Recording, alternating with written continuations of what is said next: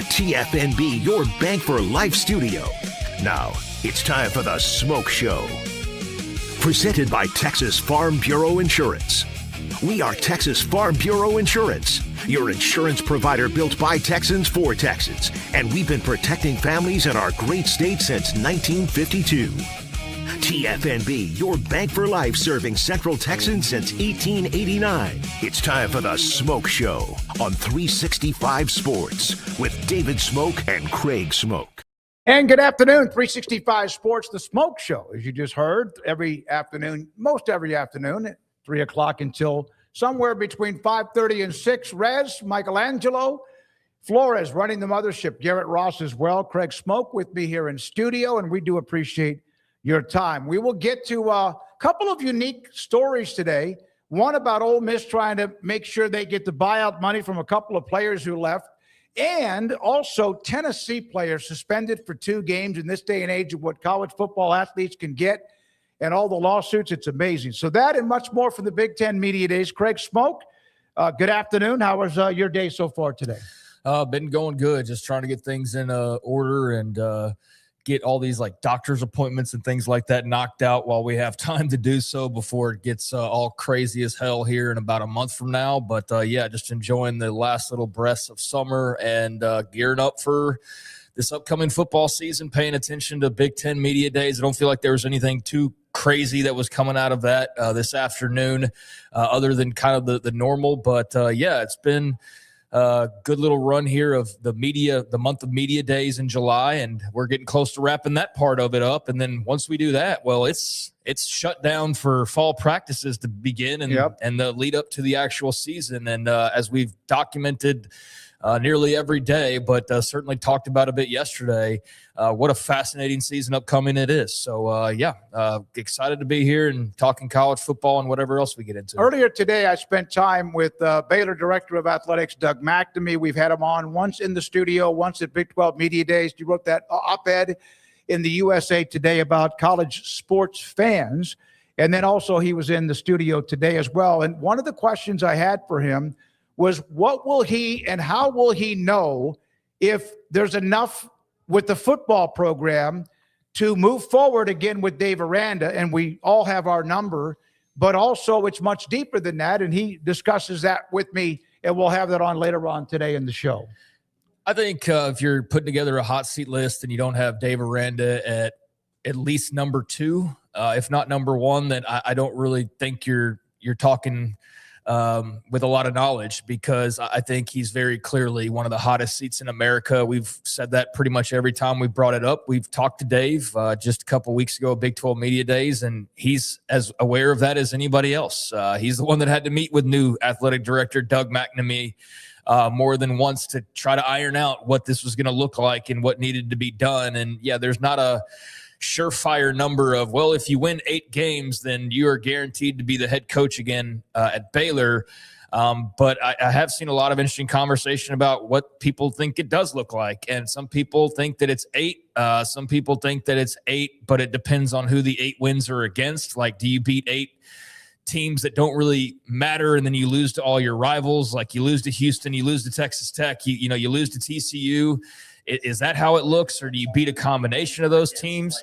Is 8 enough? I don't know. It depends, I guess, on, just kind of how it all happens. But, yeah, there's an immense amount of pressure on him. And I know that Luke Fickell's got some pressure, and some people point at like Shane Beamer.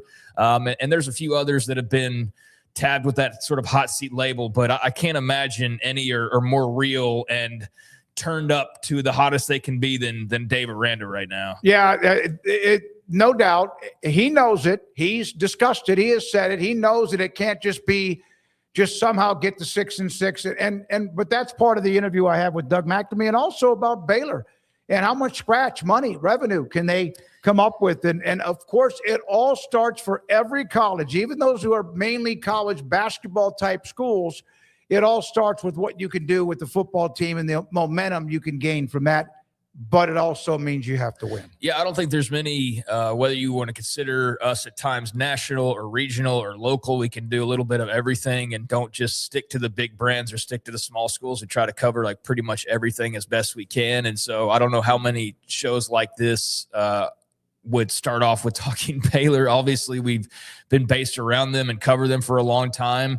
And that's very much true what I just said about Dave Aranda, I think, being on the hottest seat in America because it's been building now for a few years. But I think what's interesting to me is probably just how many people are hearing this and like, why are you starting off with Baylor? Like, who cares about Baylor? And if you would have done this, and granted, now we're talking about having to go back a decade now. It's not going back like 3-4 years of like, well, Matt Rule's here. Well, Matt Rule's been farther than 5 years ago now at this point. Yeah. But there wasn't a time that feels all that long ago, although it has become a long time in reality, where you could have been like, well, there is some interest in them because they are the disruptor. They are the team that's got something interesting going on, whether it was the uniforms or whether it's a scandal or whether it's winning the Big 12. And I think now you bring them up and it's just like the pulse doesn't even fluctuate because there's not a lot of life there. And I think that's the big problem that they face. And so they went from irrelevant to pretty damn relevant there for a stretch. And then all sorts of things turned over from coaches to staffs and whatever. And they've been on this ride now for 5 years where it's just kind of like this, and they're in real big danger of just not ever being able to quite fully recover. So I think this is a very important year where if there is a pulse, we need to see it for sure. Yeah. And by the way, there was a response that I received on one of our podcasts from like even a week or two ago, and it was from a TCU fan. And we don't see a lot of TCU fans in the chat yet. I played golf randomly back a few months ago at a course up in Dallas and Fort Worth, and it was with a young man that's a TCU alum, and he watches us. But I want to clarify something about what we do. Craig mentioned it, national, regional, whatever. We try to be whatever reaches and whoever reaches you based on our numbers in the states that we reach and the viewership. But we do try, dependent on access, to do as much as we can covering college football. The Big 12, of course, a huge core content. And I was in the discussion with this viewer was, well, you guys are a Baylor channel. We were. No, we were back when we started during COVID in 2020. It was Sikkim 365 radio. We still cover Baylor, Doug McNamee in the studio because this is where we're located, but we do cover the span of the entire conference and also America for anyone that sometimes wants to use that. That isn't true. And I think our coverage has proven that over the last, maybe 2 to 4 years. Yeah, I mean, congratulations on getting out of your coma, TCU fan, who I guess still felt like we were living in 2023 or so. Because, that's not been the case for a while now, but I can understand the confusion. So happy to clear that up. All right, let's get to some stories.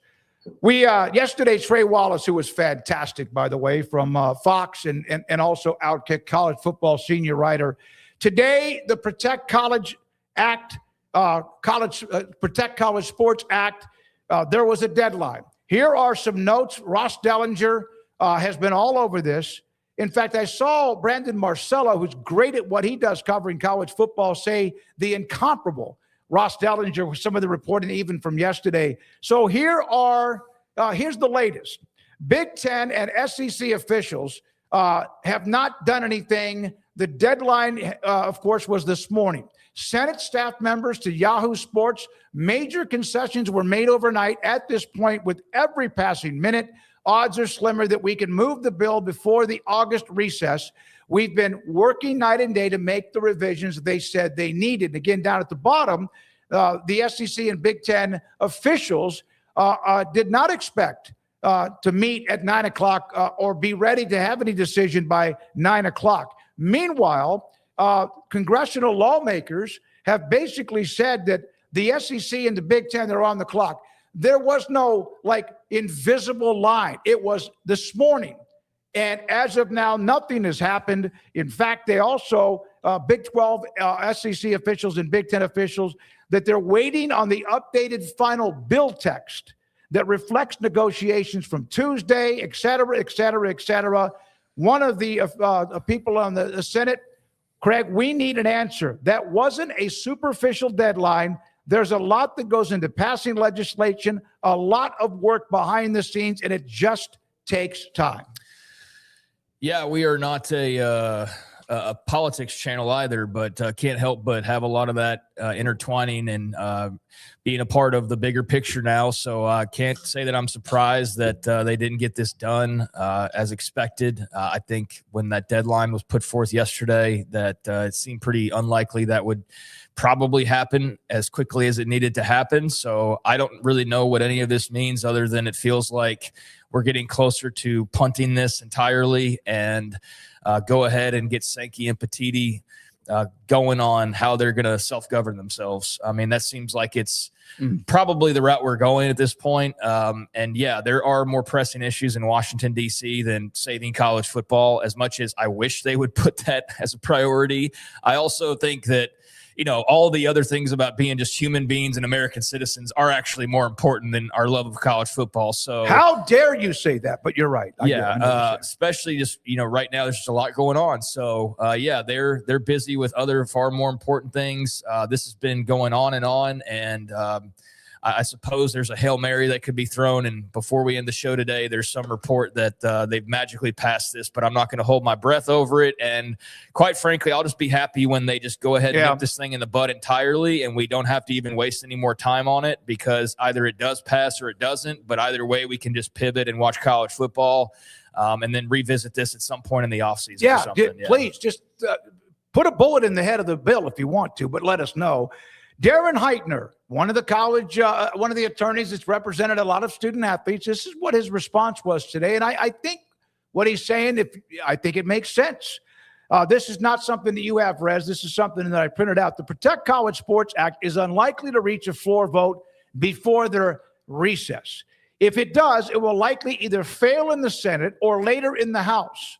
But let's talk about this new retention pool, $20 million. To be clear, this is not actually a win for the players who would have an extra $20 million that could come in their pockets.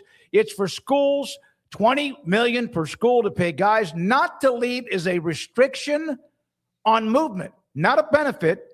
There's an anti-transfer tool. Schools are already spending above the $21.3 million cap from the House settlement. Anyway, very little in this bill really is positive for athletes.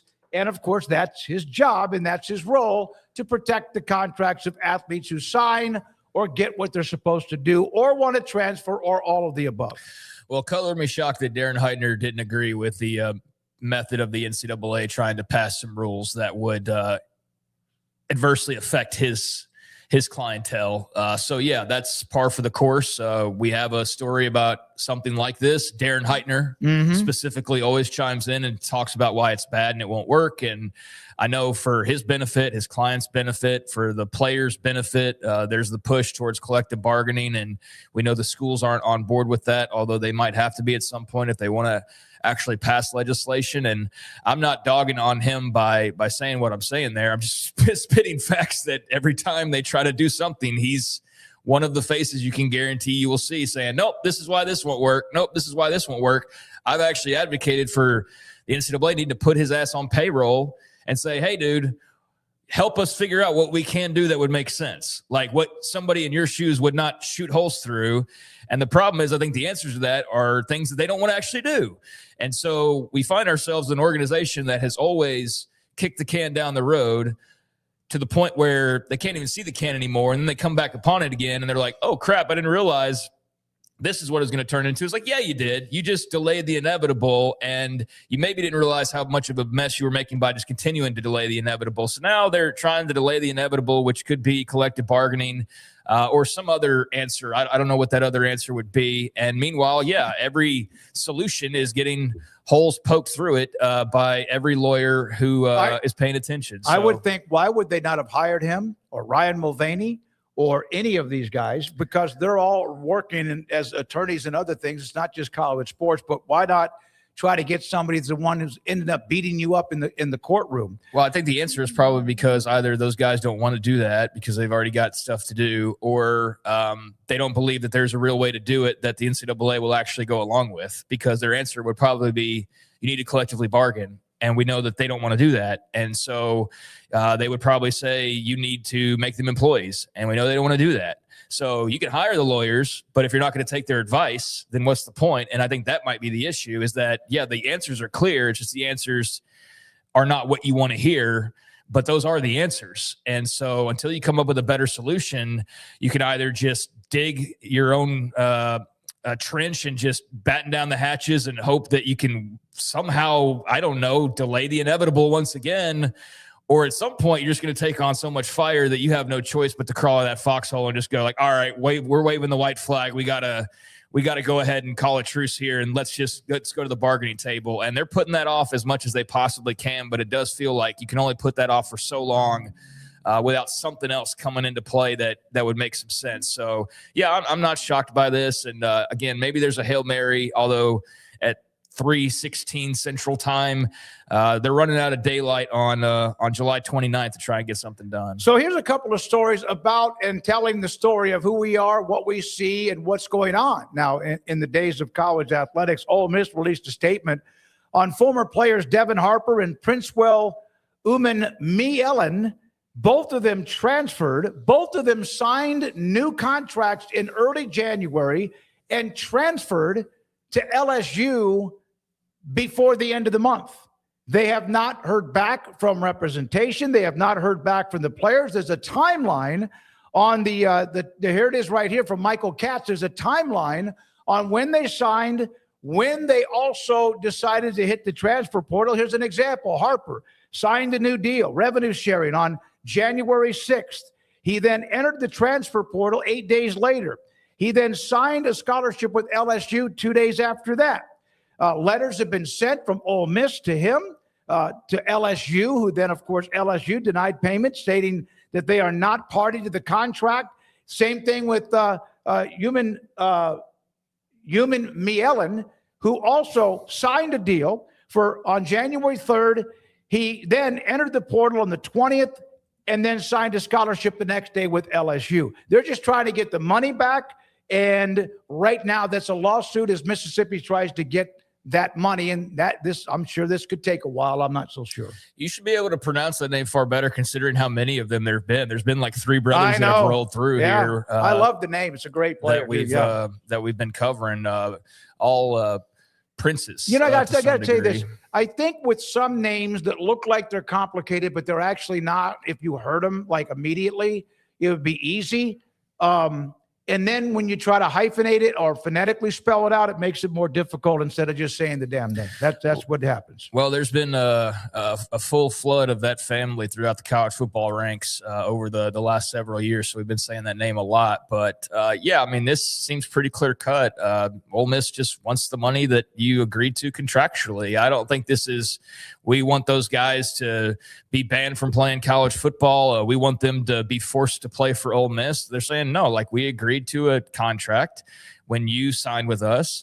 The deal said that if you were to leave, that you would owe us some compensation, and we want our compensation, and you're not paying it. So again, we want our compensation, and that's pretty much what this whole situation is. So go Ole Miss. I mean, I haven't agreed with every tactic every school has made, but whenever a school has tried to fight back to get their money that was contractually agreed to, I'm on the side of that team, because there has to be some things that make sense. And so with the players having so much freedom now, we can still have some things where they do need to answer to contracts. And so, yeah, if you sign with Mississippi and you said, hey, if I leave, then I owe you $100,000. Well, I know he's good for it, because I know LSU's not paying him $20,000 to make the jump like that. So cut the check and cut the BS, and let's all move along, and we'll see you in a few weeks. It should be that simple, but I don't know if these guys are planning on just not paying, if they want to take it a step further, if there's more to it that I'm just not realizing. Feel free to clue me in on that. But, I mean, on the surface, best I can tell, it's, just trying to uphold a contract. And I don't think that no matter who you root for, that's really controversial or something. Even as an LSU fan, you should really be fighting against, because the odds are you're going to be facing the same thing at some point. And we all should just want things to matter and to make contractual sense. The moment we start to say you can sign contracts where the contracts don't count, which we've seen multiple examples of to some degree now at this point, I mean, then what does matter? Then nothing matters. So, this just cut the check and let's move on. Here's one of the things that, and again, I'm not an attorney, but the possibility is there, even though LSU goes, not us. that something could be written in some of these contracts, and maybe are, that if you are at one school, team A, and you transfer, and let's say you're supposed to pay $100,000 or whatever it is for the buyout, that LSU, they're not on the hook for this, but they know there has to be most likely a buyout. You would think, because the agent's involved, that you take the money out of the school in which they transfer. They tried to do that. LSU apparently tried to go, or Ole Miss went to talk to LSU officials and approached them about paying the buyouts based on the ESPN article, I believe it was, that I saw. And LSU said that they weren't going to pay it and that they were not a party to the contract. That was between the athletes and Ole Miss. So LSU said it's not our problem, even though they're on our roster, and I respect that. It's really not. It's on those players who decided to move. Now, would it be cleaner and simpler for LSU to just step in and cut that check? Sure, but we are talking about pretty hefty amounts of money. So I don't know how much these guys have been making,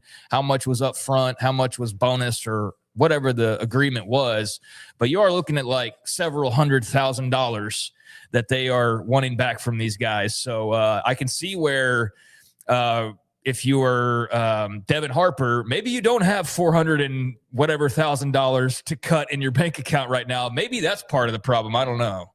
It's and there's ways around like ones representing them that they should get their money, that they pay it.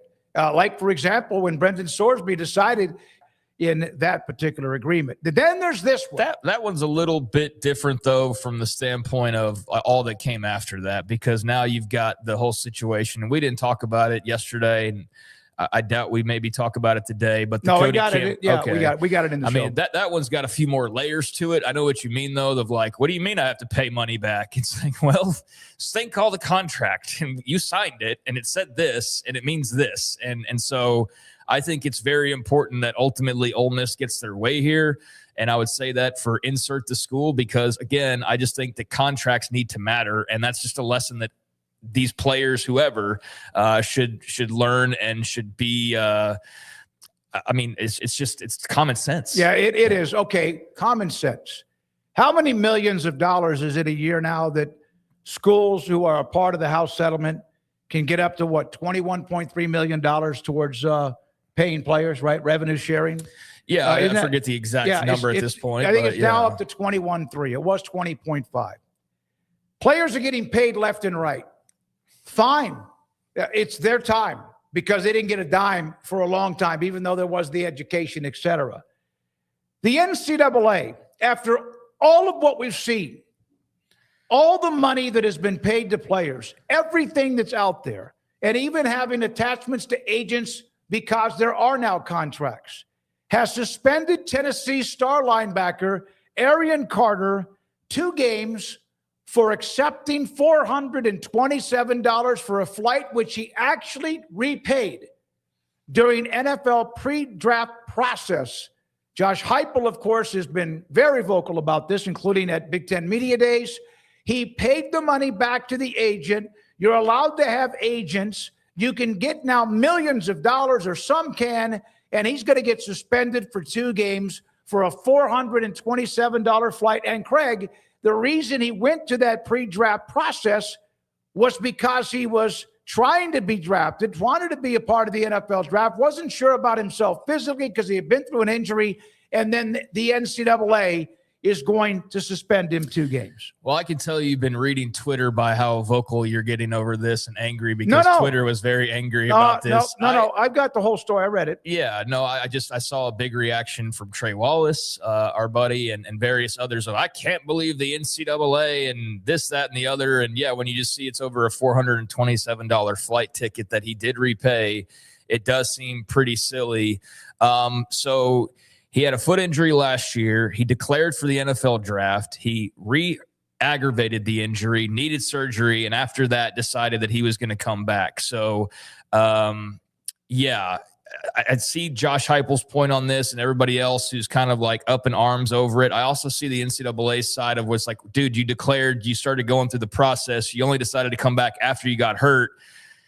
If you open this door, does that not allow people to declare for the draft like the NBA and then come back so long as they don't hire an agent? But then wasn't an agent involved here? Yes. So, yes. I mean, I see where you look at the dollar amount and you go like, how dare they? But also they're just kind of sticking to what they've sort of always done in a way, right? Because he did start to go down that pathway and he decided to come back after he got hurt. So if you were already engaging with agents, they're buying you a plane ticket, whether it's $100 or $500, like you can see where the NCAA is at least looking at that and going, okay, that's technically against our rules. So yeah, I don't agree with it, especially if he repaid it. I think there should be some sort of leniency or some sort of a way to, like, again, common sense to prevail, where you go, all right, like, you didn't exactly go to the draft and do all of that. You didn't sign. I mean, but yeah, there's guys who are going through the full process and then deciding to come back because they decided to get a temporary restraining order, like with the Texas offensive lineman a week ago. So yeah, this is just another one of those things where everything is a mess when it comes to the rules and eligibility and what to enforce. I do understand the outcry, though. I also understand the NCAA saying, like, well, you did kind of do some of the things that mean that you left college football and now you're coming back. So yeah, I understand. You just, if you, like, Des Bryant lost his eligibility at Oklahoma State because of lunch with, like, Dion. Yes, that was a big ass deal at the time. It still kind of is a big deal when you look back on it. Yeah. Now there is agent contact, but they still have to kind of be registered. And in some cases, I'm not sure all of them are. There's even times when schools say, hey, you guys come in, agents, and talk to a lot of parents are there. The players are there.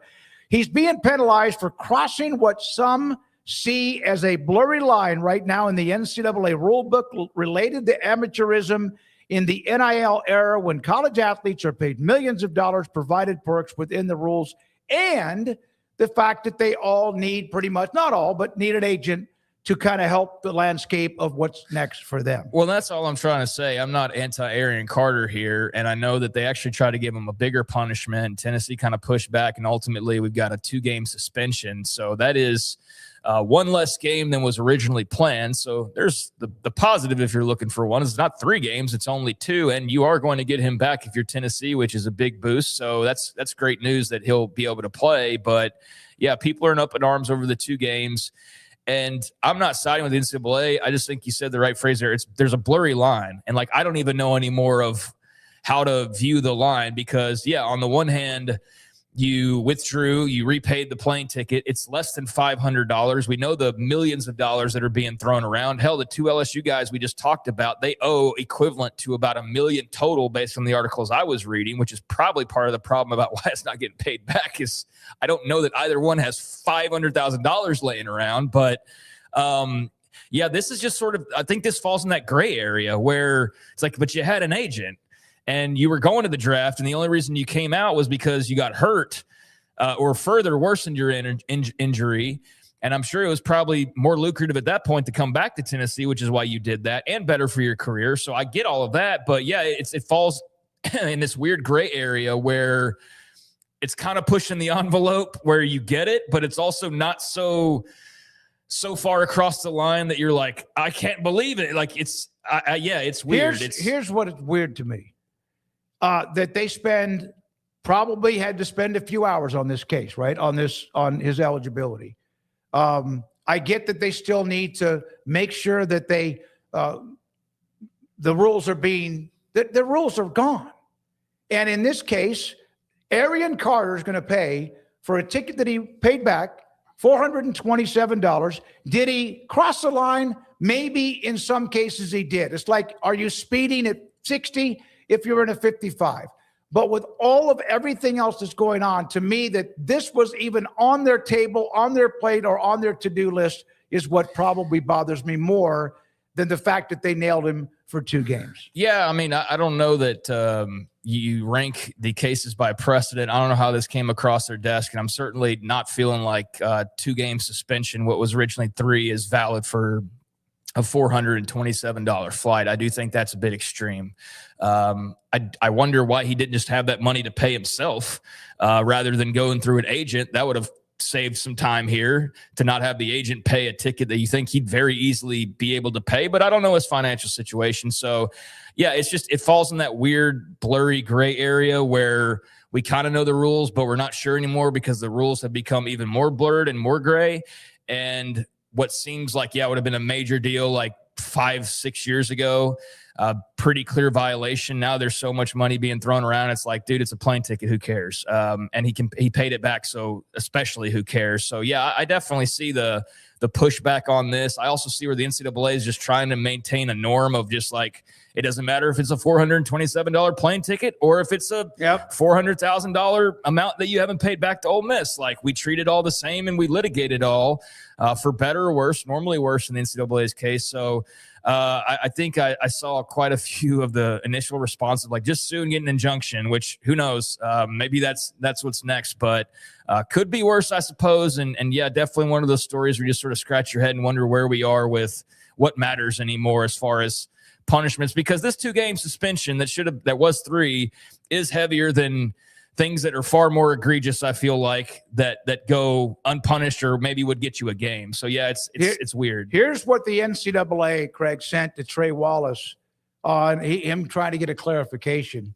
NCAA rules are clear. Student athletes may not sign with agents to pursue NFL draft opportunities.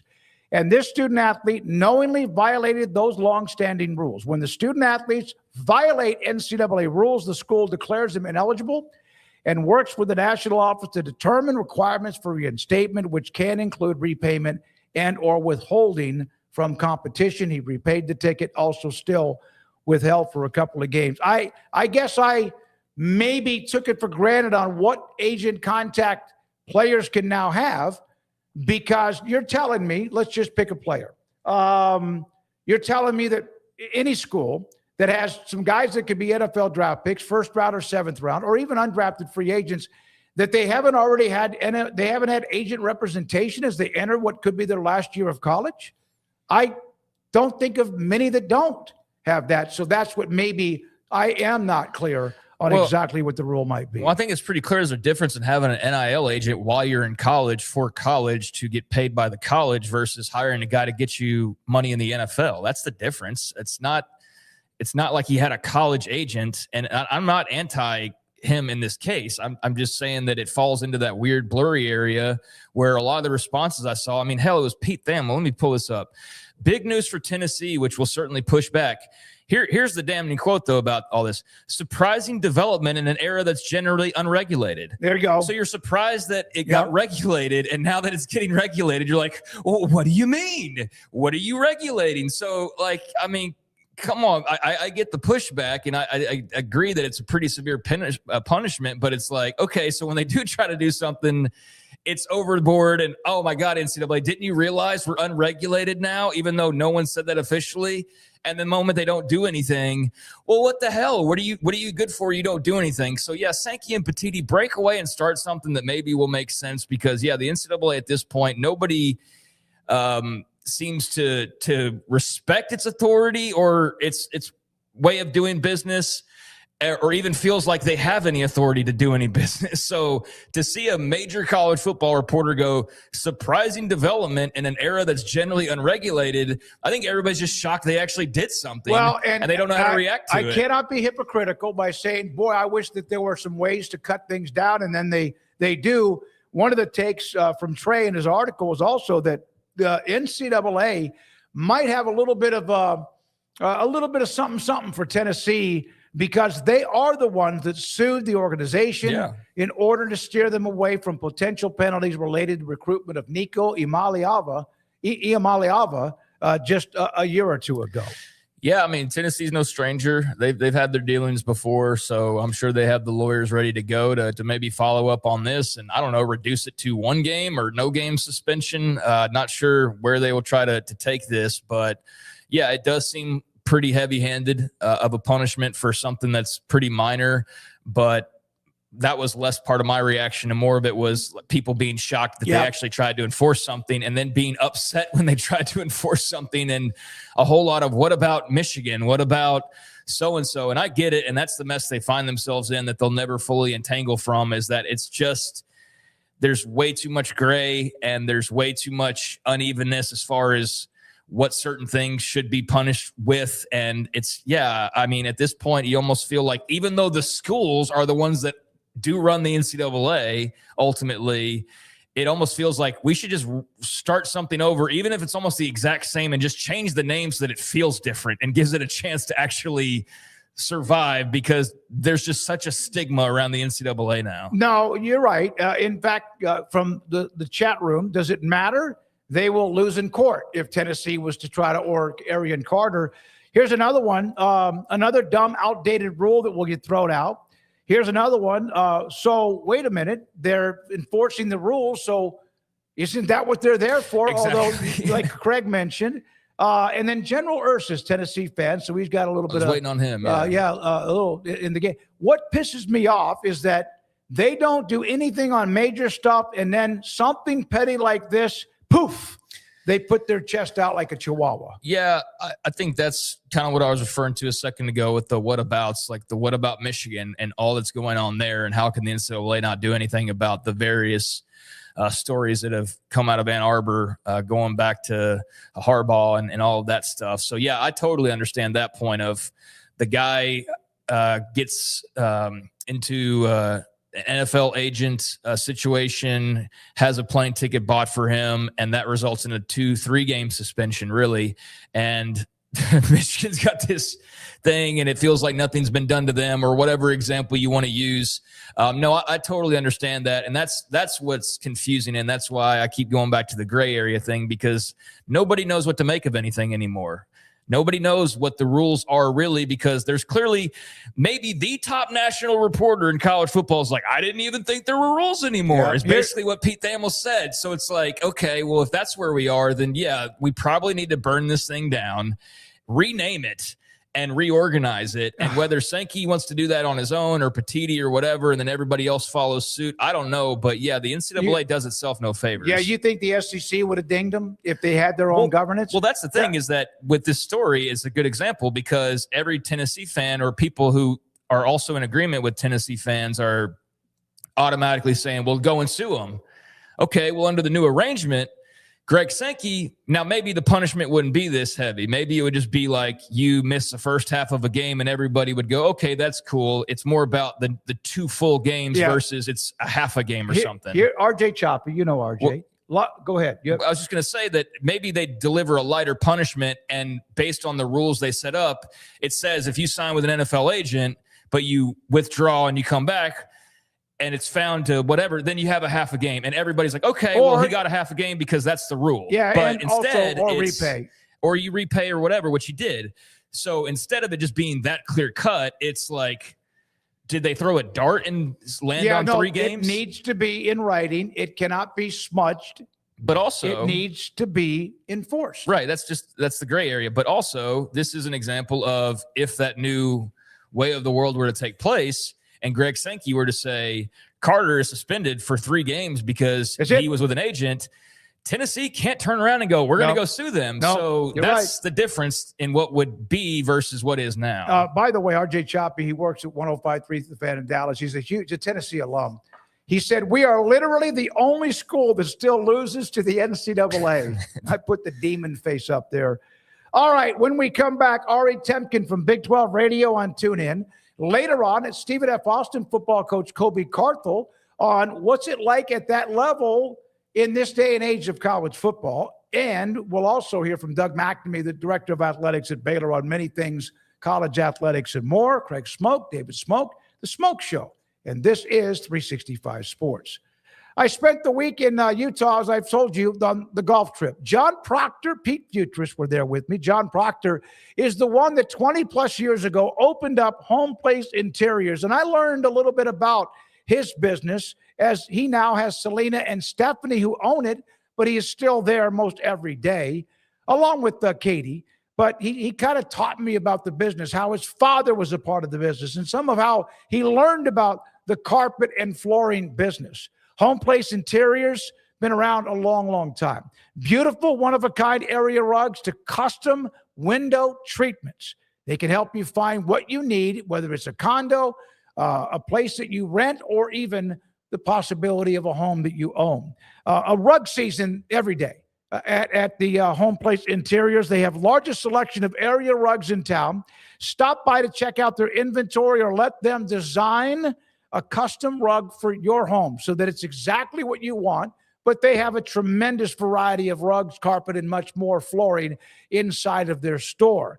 It's on Lake Air Drive. The 5-star reviews are all throughout the website as well. It is Home Place Interiors on Lake Air Drive in Waco. For the best in carpeting, flooring, and more, go to homeplaceinteriorsTX.com.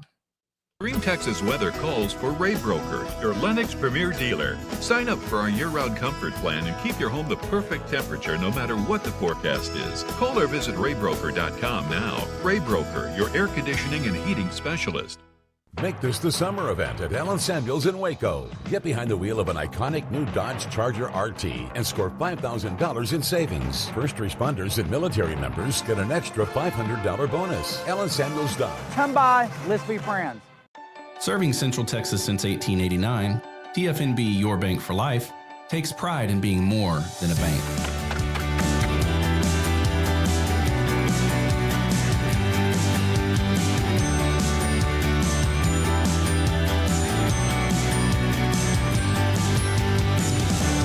TFNB, we remain committed to these principles.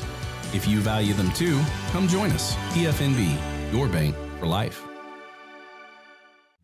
Automatic Chef is your local vending, office coffee, and micro market provider, delivering outstanding service to break rooms all over Central Texas for over 50 years. Automatic Chef brings the best products to your location at the best prices. With hundreds of choices in fresh food, coffee, snacks, and drinks, make break time great again with Automatic Chef. Automatic Chef Canteen, 6900 Imperial Drive in Waco, or online at automaticchef.com. If you need legal advice on medical malpractice or personal injury, 18-wheeler accidents, or criminal, probate, and estate planning and transactional work, including private equity acquisitions, buying and selling businesses, and employment agreements, please contact David Dumas at the David Dumas Law Firm at daviddumaslawfirm.com.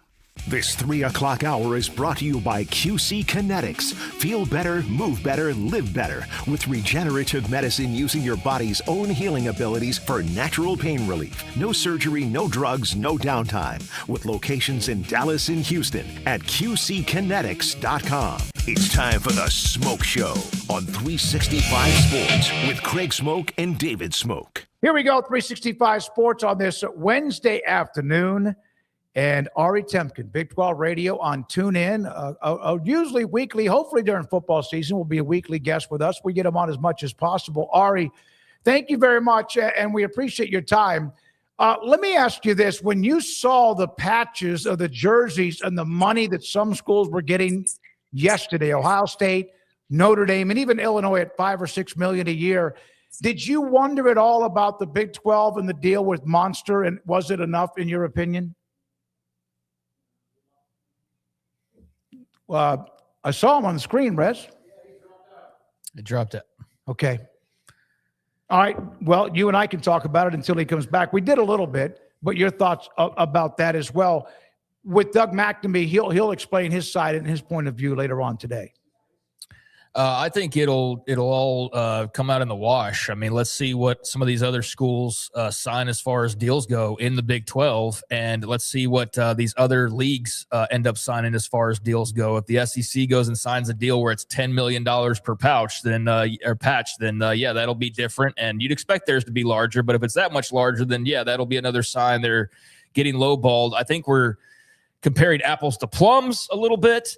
It's not quite apples to apples or even apples to oranges. I feel like it's a situation where it's a whole league that can still then go do things on top of that versus two of the premier brands in all of college sports. But I definitely understand, and I'm sure Ari has some opinions on this, of why this is a bit of a lightning rod for Big 12 fans yesterday. Let's get Ari back on the screen and let Ari also see what I have here at the desk, the studio set here at 365 Sports. Dewey's light pole sent this to us. Wow. Yeah, and that's some beautiful color. I know, but you got your KU blue on, discussing the deal, Ohio State, Notre Dame, big boy schools, money they had. Should that at all brought up what the deal? First of all, like, if anybody was under any sort of notion that any Big 12 school would get and command the type of money on an individual basis as Notre Dame and Ohio State. Like, are you crazy? Like, there's only one Ohio State. There's only one Notre Dame. There's very few schools that could command that kind of money. Now, that being said, the monster deal is a jersey patch and field logo placement at no expense to each school, which is normally an expense that's incurred. And it's not, there's no exclusivity. And as we've seen with Kansas and BYU and others, they've inked secondary deals. So it's really just extra money in many respects. Also, it's just for regular season football and basketball, does not include postseason, which is a separate entity, does not include the Olympic sports. So there's still inventory available if the Big 12 or individual schools want to engage and discuss. And then, of course, there's the marketing angle, where in the deal, Monster agrees to market the Big 12 to over 100 different countries in which they market. So international. And then lastly, I think, again, this is just, further dealings with the Big 12 and Redbird Capital and the way in which those business relationships continues to coalesce and find ways to help each other. Monster invested some money in advertising with UFC. That pot has grown. Monster's deal with UFC has led to other sponsorship activation around it. So it's extremely narrow-minded, I think, to compare the two, not even just from the deal itself, but the specifics around it. This is a really good deal for the Big 12. And I think the thing that people are not getting, and I've been screaming this from the rooftops, is the Big 12 has to find revenue streams that the SEC and the Big 10 won't touch. So like the jersey patch is a great example of that, right? All other programs are going to be looking at jersey patch sponsorships. So anytime the Big 12 looks at a revenue stream, the SEC or the Big 10 or those institutions can look at that same revenue stream and then multiply that 4, 5, 6, 7, 8x, right? So that's the issue is if you're Brett Yormark, you're not only tasked with finding new revenue streams, you have to find new revenue streams that the Big 12, the Big 10, and the SEC won't touch. And this league-wide deal is very much that. We haven't seen the SEC or the Big 10 do one of those yet. So again, I think people are sort of misrepresenting what this deal is and looking at it as a bad deal. It is in no way a bad deal. So, Ari, I think the real proof in the pudding will be what these individual schools can go out and get on their own, right? And so far, we've seen like 2 or 3 of them announce deals, and the details aren't even public. Like BYU's got their own deal that they announced, and I guess there's Kansas that announced theirs, and maybe one other, but we don't know the financials on that. So, if Kansas can go get $10 million per year from whoever, right, then by all means go and do that. You're free to do that, but it's kind of hard to say you're getting underpaid if you don't even know what the value of the per brand deal is, if that makes sense. No, it makes all the sense of the world. I mean, you're exactly right. To your point, the proof is in the pudding with what these schools are able to command in the market for their jersey patch. And I think, speaking of the Kansas deal specifically, like there's certainly a monetary value associated with it, but you're talking about a company's in Ripple and the CEO who's, already invested in Kansas in terms of their NIL. And part of the agreement as it was announced, while not specific dollar totals,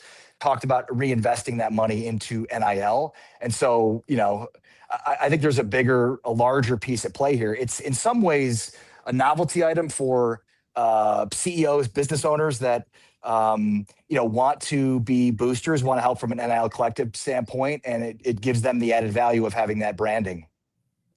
Ari, we're now just a little bit away from people starting to work out players' games eventually in 3 weeks or so in August, and then the season begins.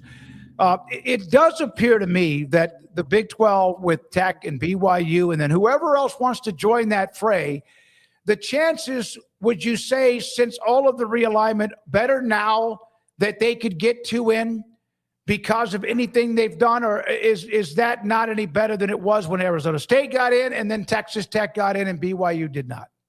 I certainly think the Big 12 should be on better footing. I think especially given the consistency at the top, which is something that I think the Big 12 needed to establish more than anything, get out of this continual pattern of parity, and that appears to be the case. I mean, if we have back-to-back years of the same Big 12 championship game, that is certainly not a league of parity as it's been.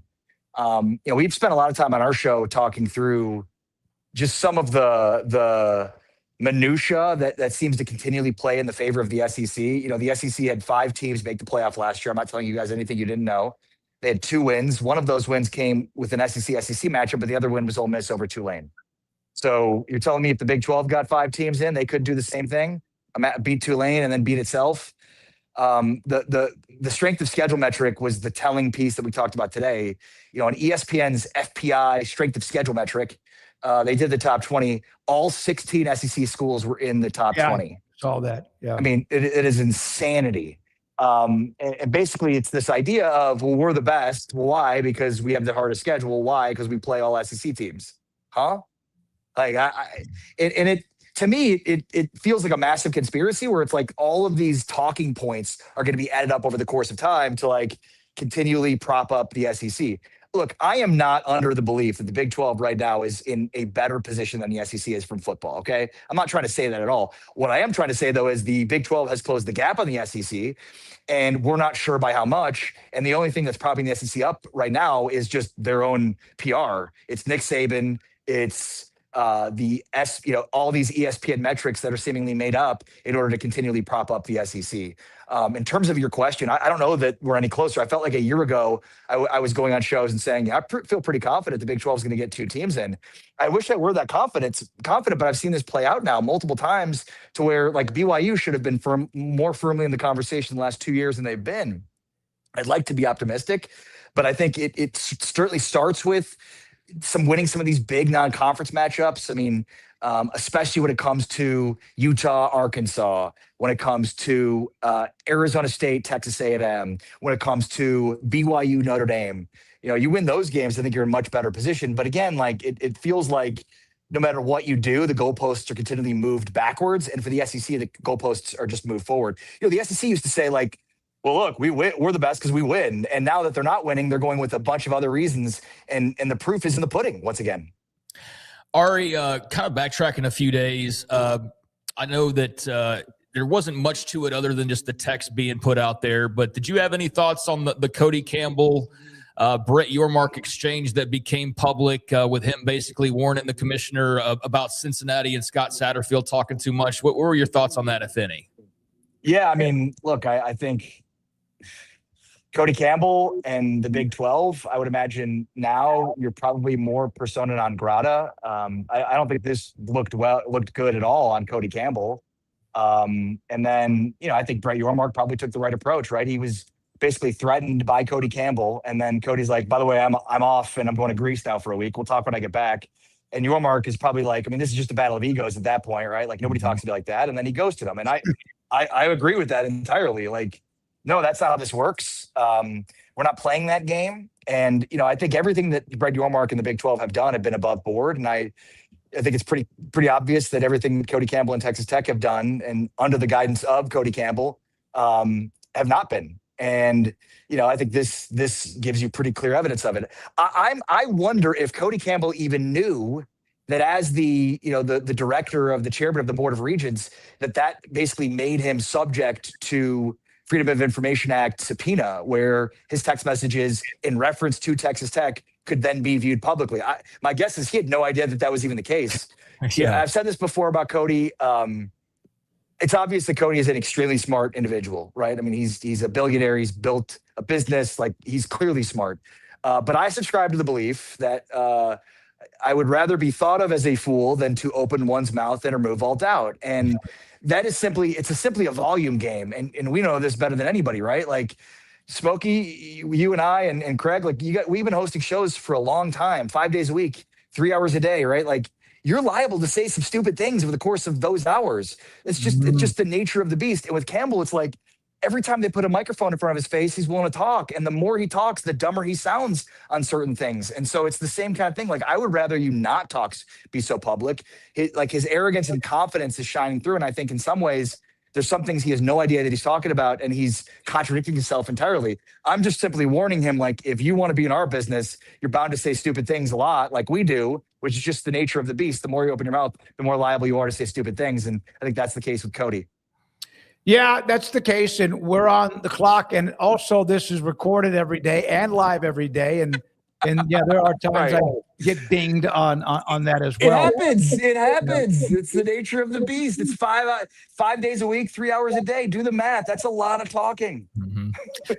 Go ahead. You No, guys I'm with Ari on the FOIA thing. I was like, how did this happen? Because I was like, you could do that. You could go get Cody Campbell text messages and just. Well, so at first I thought it was Brett Yormark. I got some in my phone, Yeah, right? I'm sure like it was either him or Yormark. Whoever got FOIA'd in this case is like, oh, wow, that's good to know moving forward. That's so, but I guess it's not so initially I thought it was Yormark, but Yormark works for the Big 12, which is a private business that represents these schools. It's the fact that Cody Campbell is the chairman of the Board of Regents at a public university. That's what we're allowed to be FOIA'd. Because I was also sort of confused about that. And then I'm like, I bet Cody Campbell had no idea. Oh, man. Oh, yeah. That's a good lesson learned, even though it had to be kind of like embarrassing for half a second for him. It's like, okay, well, at least good to know that and keep that in mind moving forward. Yeah, absolutely. Yeah, embarrassing for half a second. Then he just took out his phone, looked at his bank account, and was not embarrassed anymore. Moved on with life. Yep, absolutely. Yeah. Did you hear about the Tennessee linebacker who suspended a couple of games for $427 and a plane ticket with an agent? No, I haven't heard this one yet. All right. Arian Carter, pretty damn good player, was going to go to a draft type, I guess, workout or whatever, signed with an agent or got money from an agent for an airline ticket for $427, which then when the NCAA found out about this, even though he repaid the ticket, they suspended him for 2 games. We've discussed this a little bit. Wanted to just get your thoughts as a college fan that what he did apparently may have crossed the line, and yet we have a league and a NCAA and all this where everyone's crossing the line, and this is what gets dinged for 2-game suspension. What year is it? This is nobody knows what the rules are anymore. Exactly. That's exactly what Craig brought up earlier. Yeah. I mean, 5 to 10 years ago, this is easy. Now it's like, you can't do that? What? Why not? I'm quite frankly surprised. He must not be a meaningful player for Tennessee because surprised he didn't go to court to get an injunction on this. This feels like a story straight out of like 2018 or 2017, where we're supposed to be outraged and up in arms. And I get the gambling piece with Sorsby. I understand there's a difference here in gambling, but like ultimately all bets are off for literally anything at this point in time in this sport. And if you guys think, and I'm not saying you guys, if people, the general public, college football fans think that the Protect College Sports Act, if passed, which I still think won't happen, but if it passed, will be as catch-all and solve, you are in for a rude awakening once kind of like the agreement that started the whole House settlement.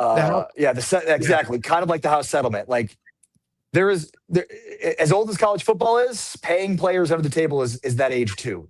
And so like if anybody thinks that any laws or rules being put in place will stop that, well then you haven't been paying attention the last 100 years of the sport.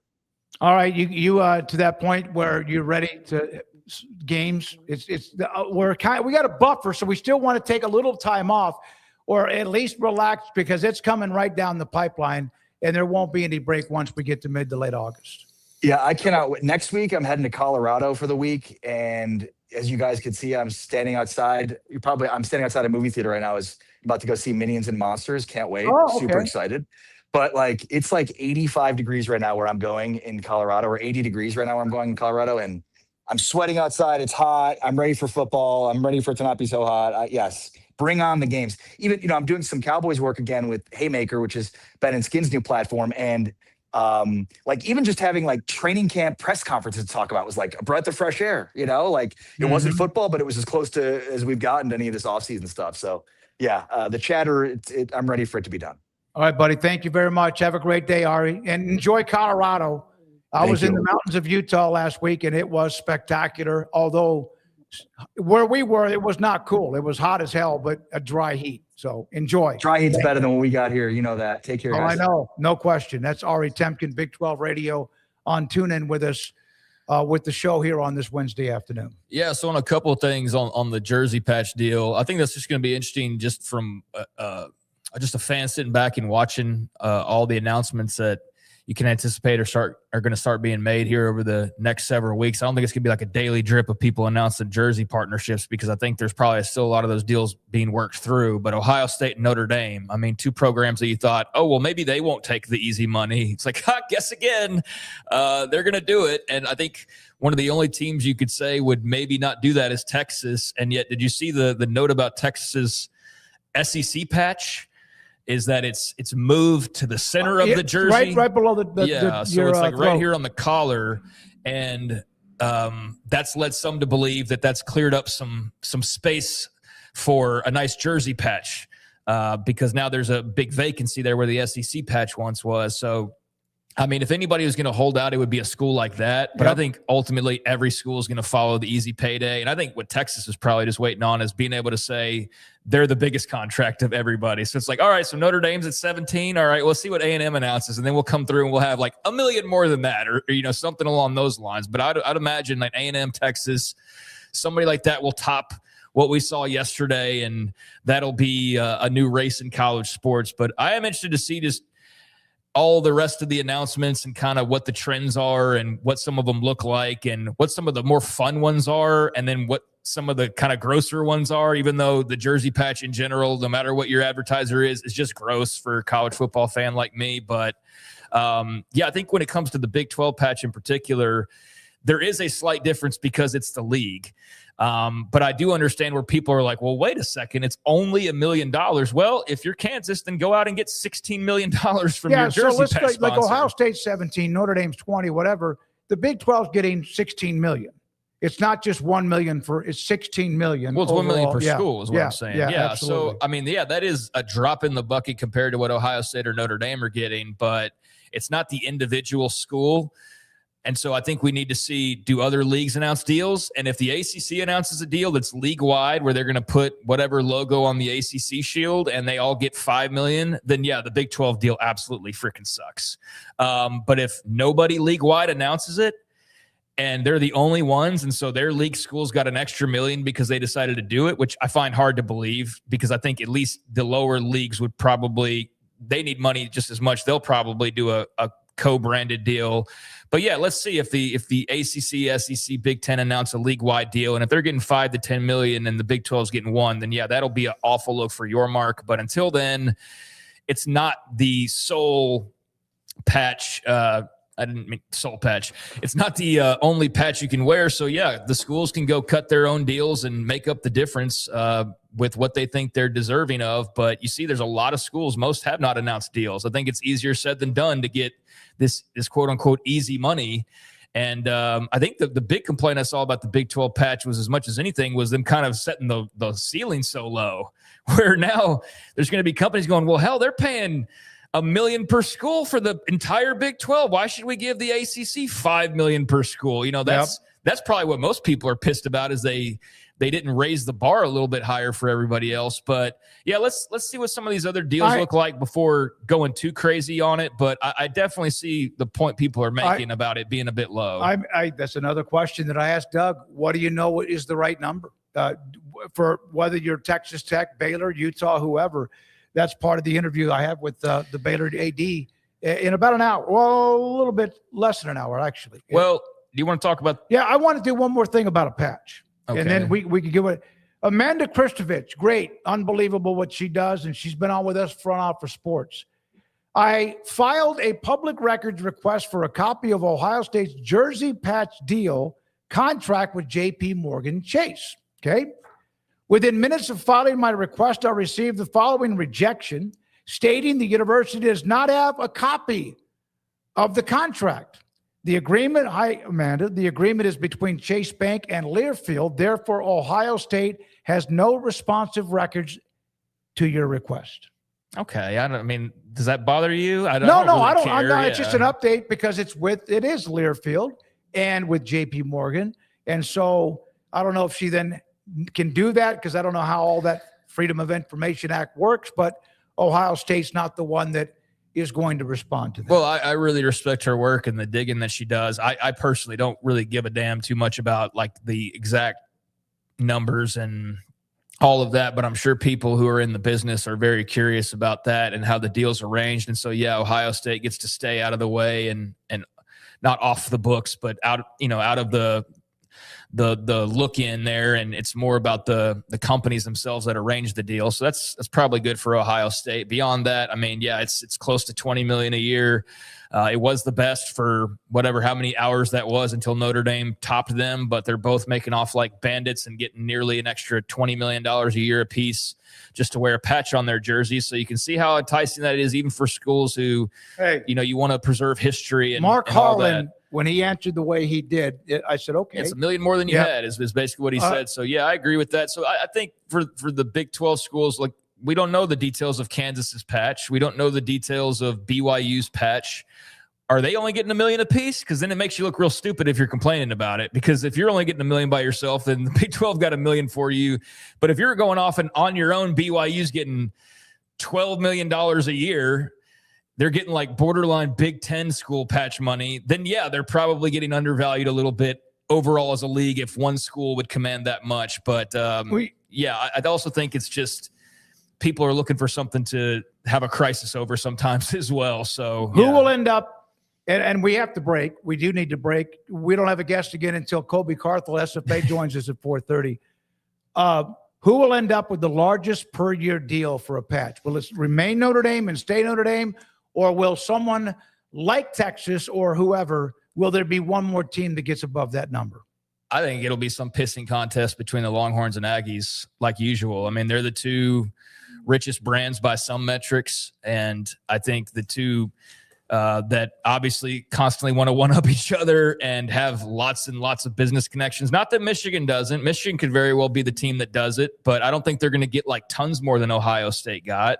So I kind of have it in my head where like Michigan will announce at some point there'll be like 21 because they got to top everybody else. And it'll just be like this topping contest until we get to the two that they live for topping each other.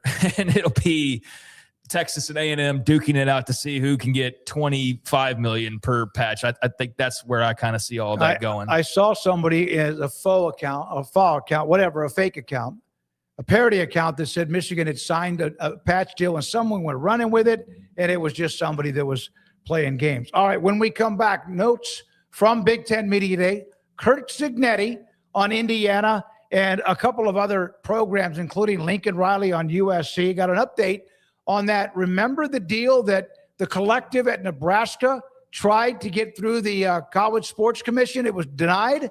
An update on that. But this is 365 Sports. Have you heard of the new IRA, Insured Retirement Advantage? Solution for younger, high-income clients, small business owners, and those of you who want to save money for retirement, and a strategy designed to provide the opportunity for tax-free, listen to that, tax-free income, retirement income, legacy protection, capital efficiency, all without needing ultra-high net worth status to qualify. How do you find out more? Is that you? Well, contact North Star Funding at northstarfundingpartners.com. Here is the number to call for North Star Funding Partners, 623-256-6902. Do it now. Don't wait at northstarfundingpartners.com. It's in the major leagues for 24 years. And let me tell you, I can feel it in my joints. Shoulders, elbows, and knees. Trust me, pain doesn't retire when you do. I tried everything to get rid of the pain. Nothing worked until QC Kinetics. Baseball legend Roger Clemens and other patients are getting lasting relief with QC Kinetics regenerative treatments. No surgery. I trust QC Kinetics. You should too. Let's commit to getting rid of all the pain. Schedule your free consultation today. QC Kinetics. Better starts here. With over 25 years of excellence in IT, Carrion Solutions is your trusted technology partner. From managed IT services to cutting-edge cybersecurity, our expert team delivers tailored solutions that drive success. Our portfolio includes products such as Veeam, Bitdefender, Microsoft, Cisco, and Fortinet. Call David Carrion and his team of experts. Call 888-522-2221 or visit us at carrionsolutions.com.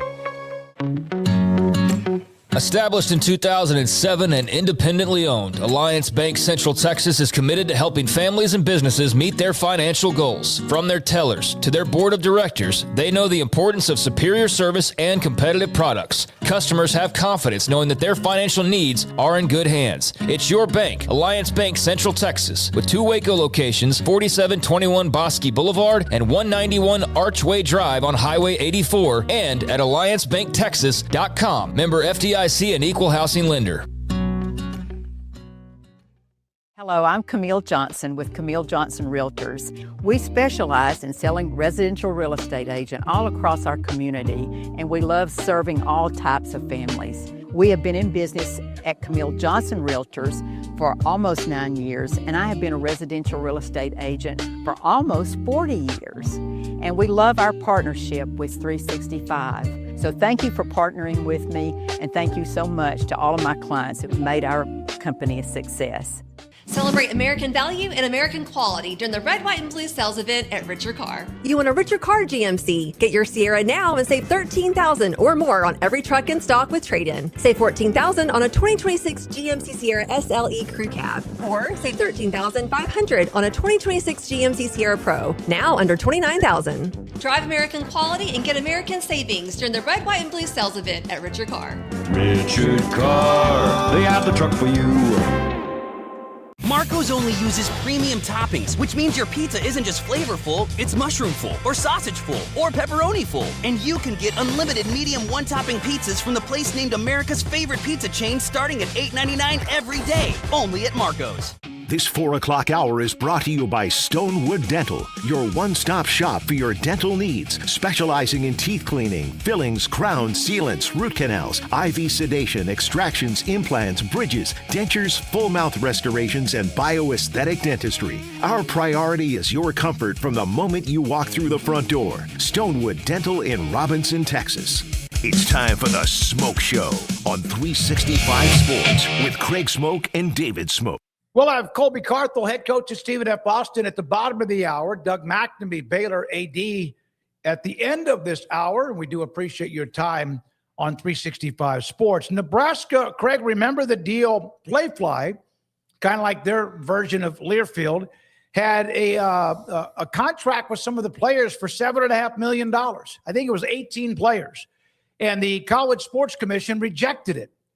They now have, it was resubmitted and it has been approved. And so the 18 players affected will be paid once their newly specified deliverables are met. So there's a change in what was a rejection, and now that has been able to be approved. Yeah, I mean, good for them. Sports business is becoming such a big deal. And yeah, I cannot wait for the games to get here to talk about Matt Rule and what temperature his seat is and how they go about replacing Raiola and things like that. But yeah, this is another one of the stories we've talked about this offseason, and good for the players to get their money, but good on Nebraska for actually justifying what the money was for. Like, this is another one of those, it goes out on Twitter, people see the headline and they react to it. They're like, oh, the NCAA hates the players. And it's like, no, it seems like Nebraska was trying to sneak through some deals that had no merit to them whatsoever and then fought over it and eventually had to back down. And wow, look at that. You actually put some things in place that made sense for why these guys are making the money that you're giving them. And that's cleared. So yeah, I think that's just this whole thing being logical and not trying to slip through some money to some guys for basically doing nothing, because that's what it sounded like originally, was you were going to pay all these players, but you were not specifying what they were actually doing to earn the money, which is against what rules we do have, whether you agree with them or not, or whether you think they're valid or not, or whether you're like Pete Thamel and you're surprised they're being enforced or not at this point. Those were the rules. And so, yeah, you have to have a justification. Well, otherwise, everybody would just say, we're just giving money to everybody and we're giving as much money as we want. But yeah, this one didn't pass the smell test. They caught it. And now it does. So good for Nebraska for clearing that up, and good for those players to get their money. Well, that's from Mitch Sherman. Big Ten Media Days going on. Kirk Signetti. We showed you yesterday the Big Ten media poll. Ohio State, the favorite. Oregon was right behind them, and then Indiana was third. We didn't really get into that too much, but did the numbers of, and then we're going to hear from Kirk Cignetti, did those numbers, especially like 11, 6, and 1 or whatever it was, for who would win the conference, and Indiana was third, did that surprise you?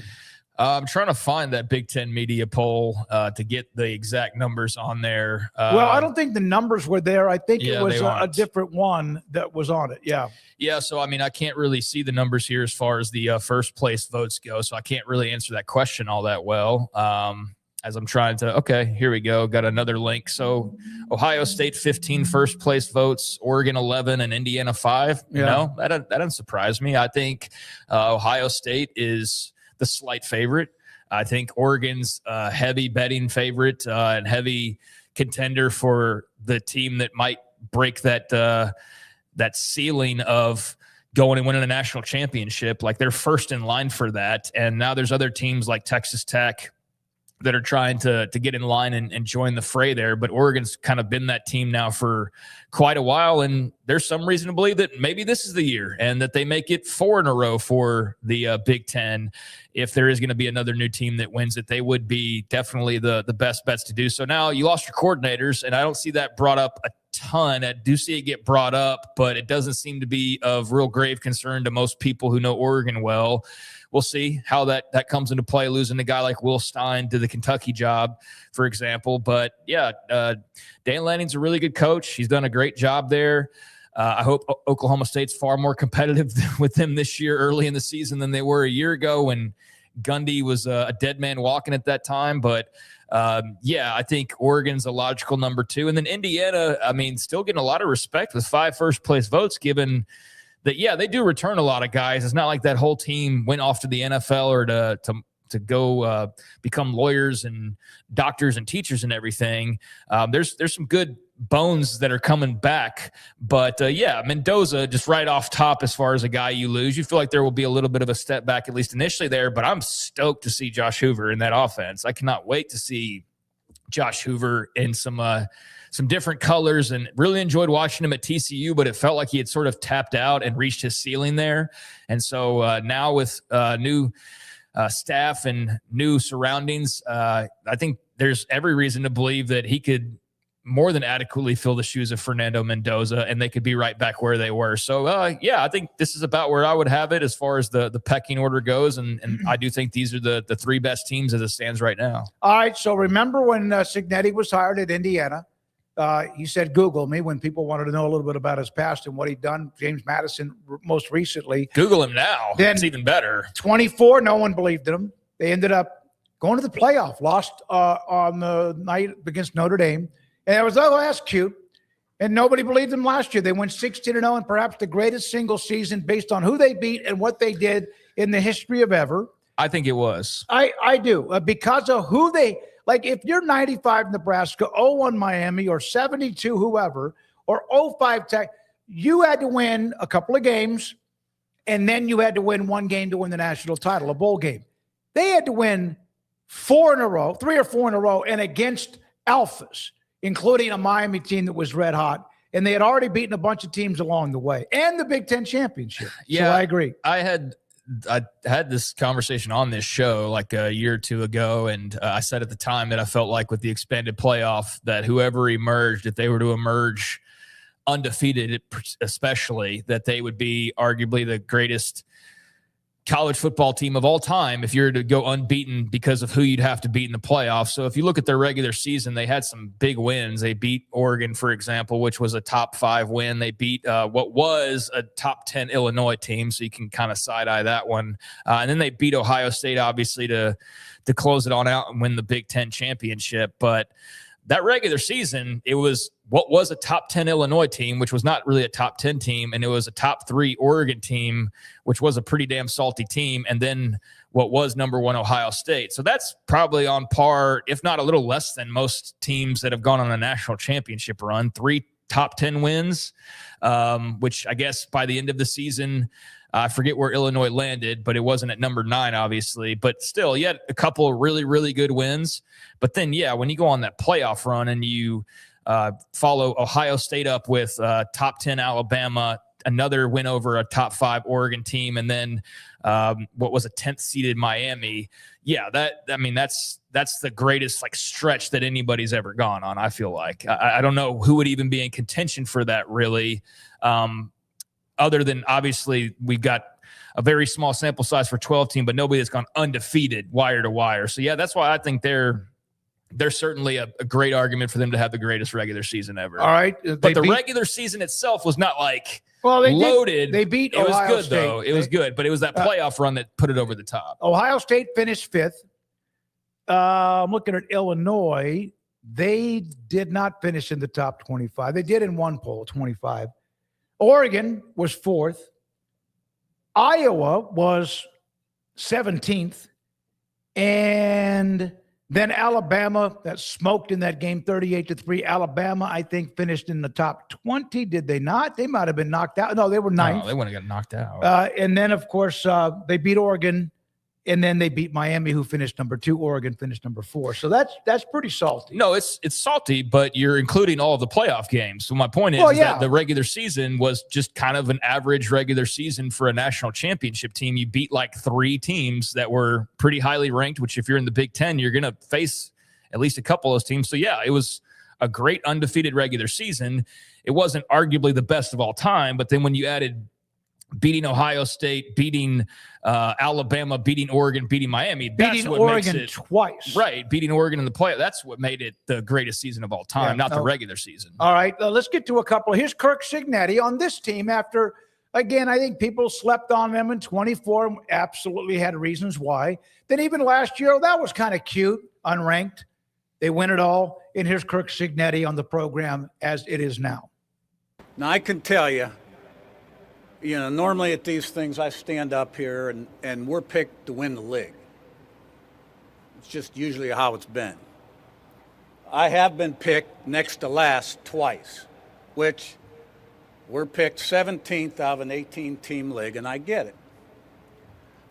The 2 times we were picked next to last, in 2022, we won the conference championship. And in 2017, we inherited an 8-45 team and won 8 in a row and played JMU the last game of the year for the conference championship. Now, I'm not into making predictions. That's just a historical fact. Okay? So I know you guys have been waiting for me to say something crazy.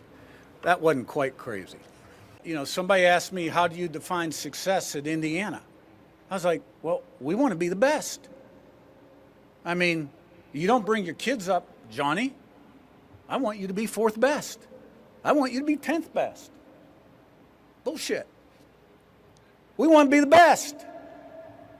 So when I talk about no self-imposed limitations, that's what I'm talking about. And we'll have Brett Bielema, Brett Bielema on what he said and saw from what Cignetti had done last year with the Indiana program in just a second. Okay. I mean, I think Cignetti's got that swagger that at least he's got something to back it up. And it's better than if they'd had kind of a flash in the pan and then he's still up there waving around and talking big game. And you're like, all right, dude, all right, whatever. And probably becomes pretty unlikable pretty quickly. But climbing the mountaintop and doing exactly what he said, pretty much word for word, is like, yep, respect, man. I mean, he's got every right to say whatever he wants to, and he's backed it all up, and he feels like they can do it again. And I think Indiana is confident that they can do it again. He's got a belief now instilled there that is going to be pretty unshakable for the foreseeable future. So yeah, he's a hell of a coach. I cannot wait to see how they try to follow it up. And at this point, I'm not going to doubt that they can, because I'm sure playoff appearance a couple years ago, that's cool, but no way you're going to turn around and win it. And they did, and they just had what we called probably the greatest season of all time from top to bottom when it was all said and done. So yeah, I would not rule out Indiana making it back to the national championship game.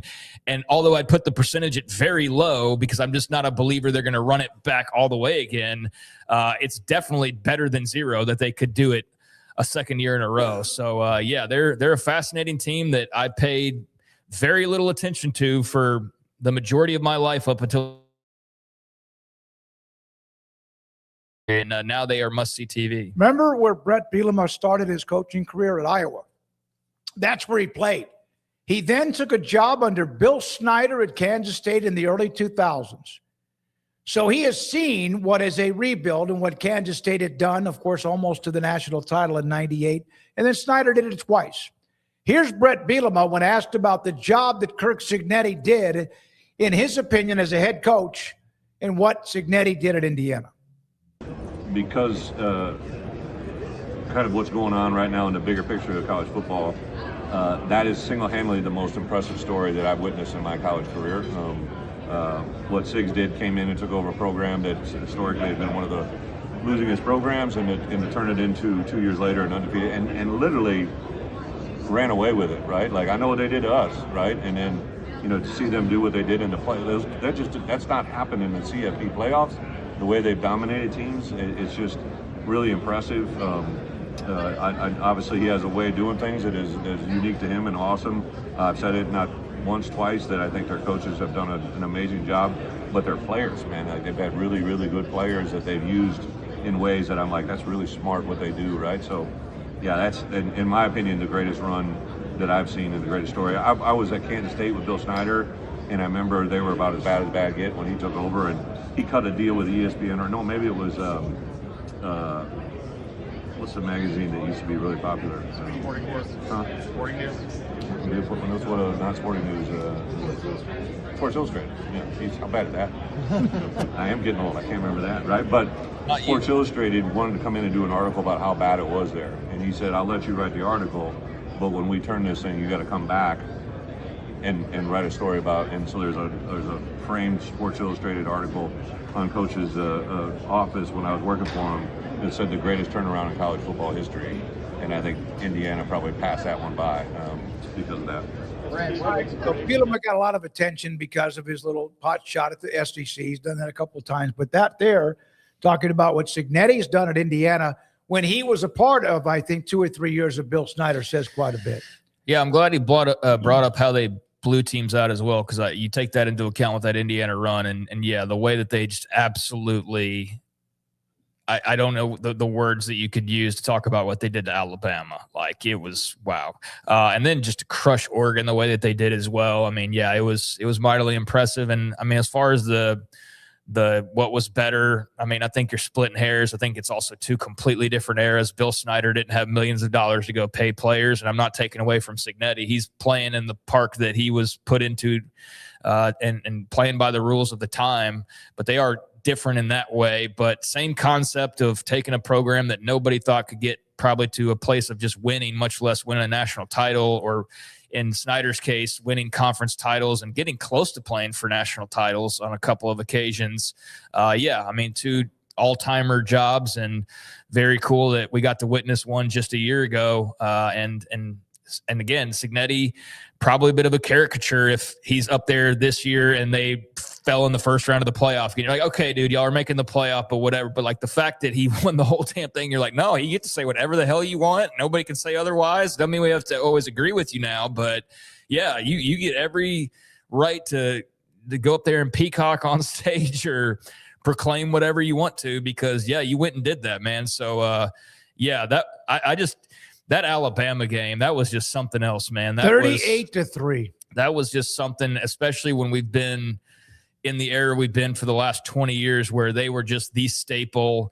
On occasion, yes, Clemson, Georgia jumping up in there, other SEC teams, but like just almost fitting too with the turnover from Saban. And like now it's like, it is really not the old Alabama. But yeah, I mean, that was just an all-timer jaw dropper of a result. And then to turn around and wallop Oregon the way that they did.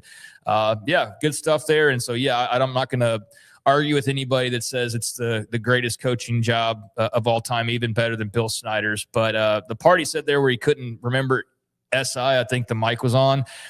I don't blame Brett Bielema for not remembering that, because I mean, it is, Sports Illustrated is not top of mind anymore. It's basically a shell of itself as a website, and long gone are the days where you just think of SI that way. So kind of sad hearing him struggle, knowing what he was going for with Sports Illustrated, and like nobody's thinking of it. It's like, damn, man, there would have been a time where it's like SI. Every week I'd get one in the mail.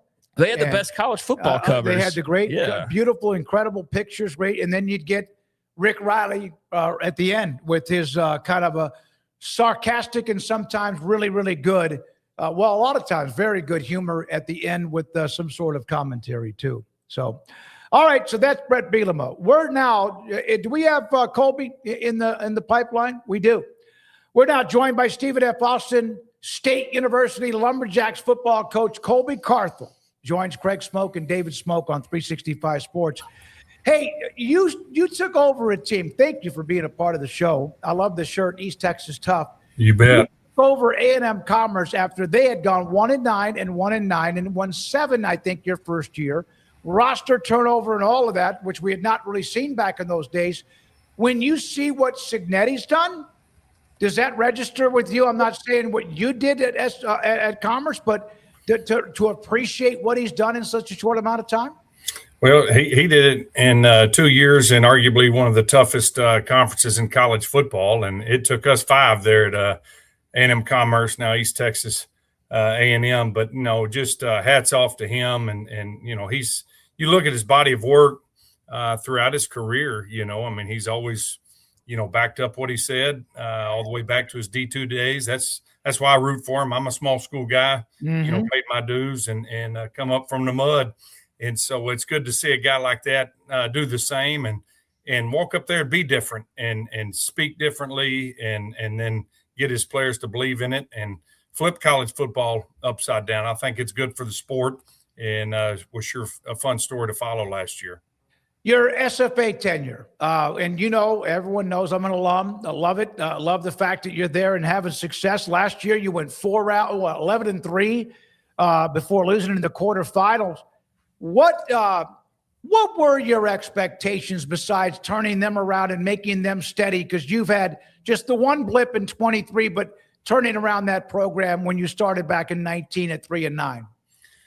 Yeah, we inherited a mess, and we got the death penalty there right about 4 months into the job, where they suspended all our upperclassmen, took our scholarships away, and banned us from the postseason. And we didn't have a single kid leave back then. When that gave you open transfer when you're banned from the postseason. That was pre-portal era.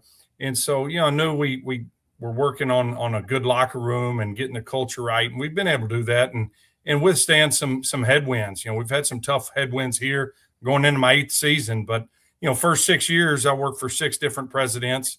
4 of them, their first name was interim. And we played in 4 different leagues in 4 straight years. And that's tough on any program. But, really, hats off to the coaches and the players that have been in here and put in the work, because we don't have a lot of fancy stuff or, our facilities are our locker room's 52 years old. So I tell everybody we got the worst locker room in college football, but the best people in it. And they've stuck with that. And we've had guys that have stayed. We had a draft pick last year, one of only 4 players out of FCS. He chose to stay. He had his degree. And so there is something special here. That you're an alum, and there's a lot of great things happening now. I'm hard-headed enough to stick around. Now we got some wind in our sails for the first time around here. SFA joined the UT system, which has been incredible for this university. I spoke to you on that a few months ago. UT is pumping in, $1.4 billion in infrastructural improvements. That's across campus. There's cranes. There's buildings going up everywhere. Our enrollment is through the roof. Dr. Weaver, our president, has done some amazing things in the 2 years he's been here. And so, man, there's really some good things happening here now. And I think our best days are truly ahead of us. But, going back to last year, it was last year, but it was fun to see that pay off for those kids that had stuck around and turned down all the money to stay here and finish what they started, finish their careers here and leave a legacy. And they did. And that's, the expectation. And now we want to try to take it a step further. And I think we'll have a chance. Our goal is to be the best version of the 2026 Lumberjacks that we can be. And if we're able to do that, we'll have a chance to play some meaningful games late November, December, and have another fun fall. Colby, first time I ever met you, we had you on an interview right before you opened the year in 19 against Baylor. And I remember meeting you, and I also remember you gave me a helmet that was signed by your team. And Baylor splattered you. Matt had a good team in 19. He had been building that. But I remember where you were, and I do remember the death penalty, and I remember the academic, all that. Man, you were classy then, and you are. And I always remembered how positive you are with pretty much everything you took. Was there any time during that season, though, that you said you'd made a mistake in taking the job? No, I look back now. I've had a lot tougher days since then, to be perfectly honest with you. But I think attitude's something every day your feet hit the floor, you're either going to have a good attitude or a bad attitude. And I always look at it, despite all the headwinds and the gut punches we've had through the first 6-7 years here. Man, I'm fired up and tickled to death to be SFA's head coach, and I think SFA's lucky to have me. I think it's a two-way street, and we've made chicken salad here or lemonade or whatever the saying may be. But we just passed a student athlete fee, an athletics fee here, this spring. We were one of only 2 universities in the entire state of Texas, the other being Texas Women's, that didn't have an athletic fee. I mean, we've been robbing Peter to pay Paul around here for 20, 30 years. And that's why you see a lot of constituents, and people don't like me saying this, but our old time rivals, back when you were in school, which was just in the 90s, right, David? No, it was, just past almost the 2000s. Yeah, there you go. You're a young buck. But, used to be battling, Southwest Texas, Sam Houston, North Texas. And you see those teams now, they're in the American, the Sun Belt, the Pac-12. And here we are. We've been stuck in the mud for a while. But, man, all that has changed, and that's in the rearview mirror. And that rearview mirror is a lot smaller than the windshield. And there's so much going on here. We've got architecture on campus right now. We're fixing to do $300 million in new athletic facilities, a new end zone, complex, redo the stadium, bringing baseball and softball to campus. So, not just as a university, but also an athletic department. We've got some great things happening right now. And it all starts, again, with leadership. Dr. Weaver and Michael McBroom and what we've got going. There's a lot more synergy on campus, and everybody's pushing the rock in the same direction. That enables you to take some steps that weren't maybe attainable years ago. To the right of you in your office, is there a big, large window that overlooks the football stadium? Yeah, it's right there. Okay. That is probably identical to the room where I interviewed Jim Hess, among others, back when I was in school in the late 70s and graduated in 81. You're exactly right. This office was relatively new when Hess was here, but that was back in the 80s. Yeah. And, that was an addition to where our locker room is. Our locker room's been here since that. So. Yeah, Lynn Graves, who had the great team in 89 and much more. You mentioned the infusion of money with UT. And you and I talked about it on the phone. What is it like to have that on campus, not just for athletics or for football, but everybody? I saw the science building. It is everywhere. And how quickly did that come about? Because A&M and UT have gobbled up some other campuses. And Colby, the fact I said this to you, it is Stephen F. Austin State University and not UTSFA or anything like that. That meant a lot to me as an alum. Absolutely. That was, we looked in our border regents, credit them for making the decision to, join a system. All 5 systems made a hard push at us. And I always tell people it comes down to Jerry Maguire, on the phone, show me the money. And I think A&M had done 30-something million, but UT, day one is 125 million. Check was written, bam, increasing salaries, increasing financial aid, helping get more students here. And that was just to get us up to par. And now they are just funneling, not funneling, they're not burning money, they're investing money. And you see that, and they're getting a great return on their investment with the enrollment, skyrocketing. And, facilities, I always tell people, and facilities don't win ball games, people do, but facilities do help in recruiting.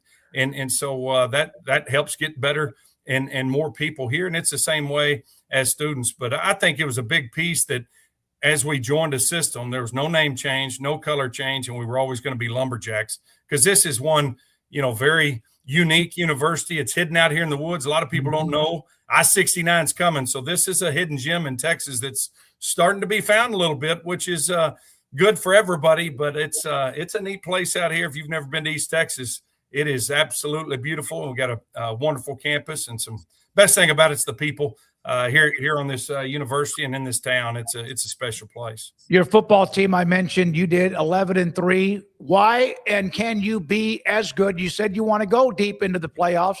Do you feel good about what you came back with and also what you've added?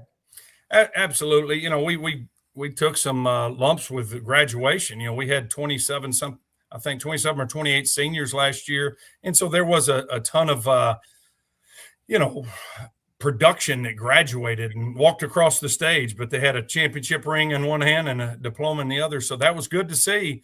But, you know, defensively, we only returned one starter, and offensively, we returned some production, but nothing to really, you know, write home about. But that's college football. Everybody's got a new team every single year, and so that's not an excuse for anyone. I think Coach Teeter and our strength conditioning staff, they've done a fantastic job. The staff we've put together, I've got two brand new coordinators, Cade Foskey and Jared May. So, you know, there's some changes there you got to learn. And you know, the floor has definitely been raised around here. The ceiling is what we make of it. And I said it at media days. I think it's going to be important. We're going to have a really good football team. We had our first practice this morning, and I like what I see. But the main thing is I want to be better in December than we are right now. And if we're the most improved team in the Southland Conference, we'll have a chance to compete for the title. And you do that, you're going to have a chance to play on in the NCAA playoffs. You mentioned some of the other schools that are in other conferences, the group of fives or whatever. Is that the dream of SFA? I don't think so necessarily. You know, we're going to, you know, President Dr. Weaver, Michael McBroom, you know, we're going to invest $300 million into athletic facilities.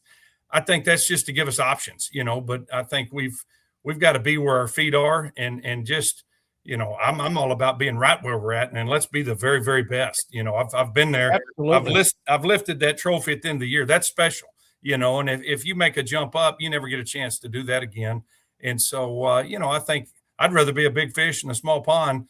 And so let's get it built. You know, let's get some things. Let's get some dirt moving, new facilities, new stadium.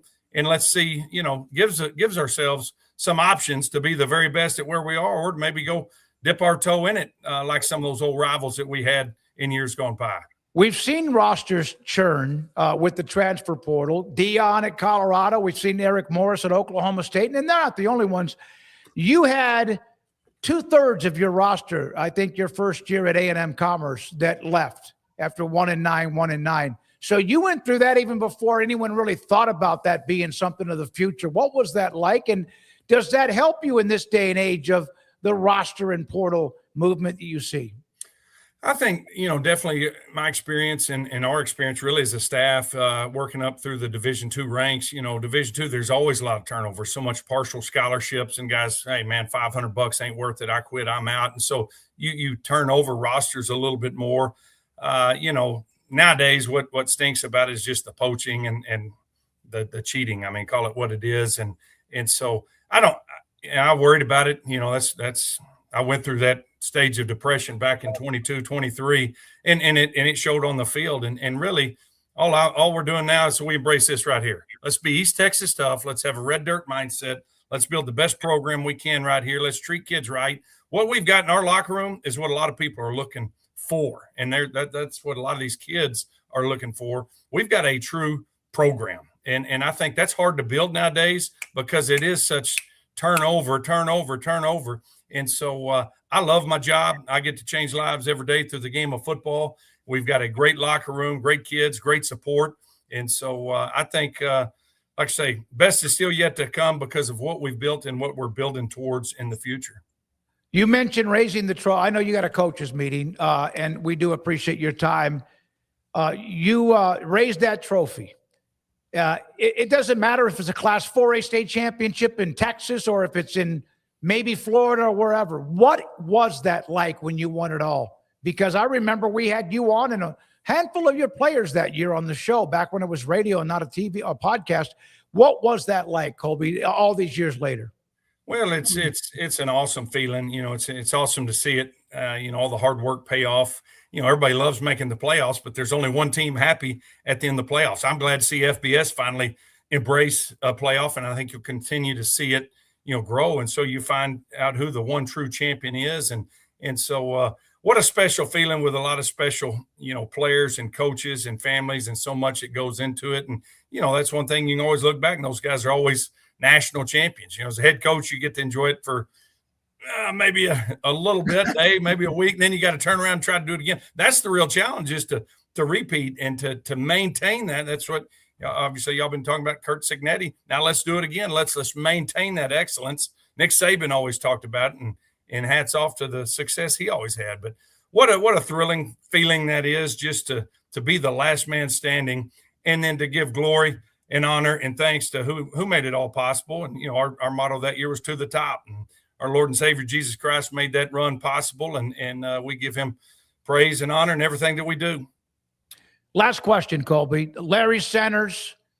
There's a bunch of great names from SFA past. Some of them, as you mentioned, have been drafted since you were there. There are some pretty damn good players a lot of them have come from Stephen F. Austin. How much do former players come back and try to help in any way, or just come back and let people get to know who they were that were a part of some of the great teams? Yeah, I think we've got a great group of alumni and former letter winners that, support this program. Larry's back. He's on our board of directors with our Sawmill Collective. And, Jeremiah Trotter, all-time leading tackler of Philadelphia Eagles. And he was back last year. We had a fundraising event night with the pros. And so we've got a lot of those guys that come back, our current pros with Xavier Gibson and Charles Demings and B.J. Thompson, who was once a Baylor Bear. John Franklin Myers just signed a big contract there. We got to get him named the new weight room is what we got to do. So, but he's back every year. And so those guys, it's awesome for our players to have a relationship with them, but then also see the greats from years gone by. We brought back the back-to-back Southland champions from 09 and 10, Jeremy Moses and Jabbar Williams and Nicky, a bunch of those are Texas high school coaches now. And they were part of a big banquet fundraiser we had this spring. So our guys can see back-to-back. They see it's been done before. And so I've been very, very pleased with, the old lumberjacks, as we call them, that come back and speak to the team. Some support us financially, and that's great. We need that help. But also just being involved, buying season tickets, speaking to the team, lending their time and expertise, and been there, done that, sharing with our players. All that helps in terms of get to where we want to go.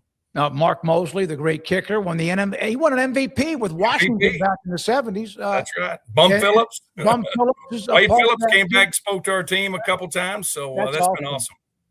Colby, man, I love you. Appreciate your time. And Axum Jacks, you know that. And it's great to talk to you again. And good luck. We'll have you on again as you guys get moving during the season. And congratulations on the influx of money that you've needed. And it's great. It's great that maybe that can help in a lot of ways that SFA has been waiting for. Congratulations. Great things happening. Come see us, David. Axum Jacks. Colby, that's the way I got to do that. There you go. Wait a minute. I think I just did Texas Tech. Axum Jacks is like this. There we go. I love that school. I haven't been back in a long time. Colby invited me, and we appreciate his time. When we come back, Doug McNamee, Director of Athletics at Baylor, and his thoughts about many things with the landscape of college football today. Do you want to do a couple stories before we break? Looking at the clock, I think we need to stretch a little bit. We could talk Cyhawk. There's a big announcement there. I want to do this. Let's pick. This is going to be. I had it written down, but let's see which one it is. Rez, it's the one that starts the last chunk of Iowa versus Iowa State extending their football series, because that now is official. With Ben Hutchins, who had that story last night, who covers Iowa State.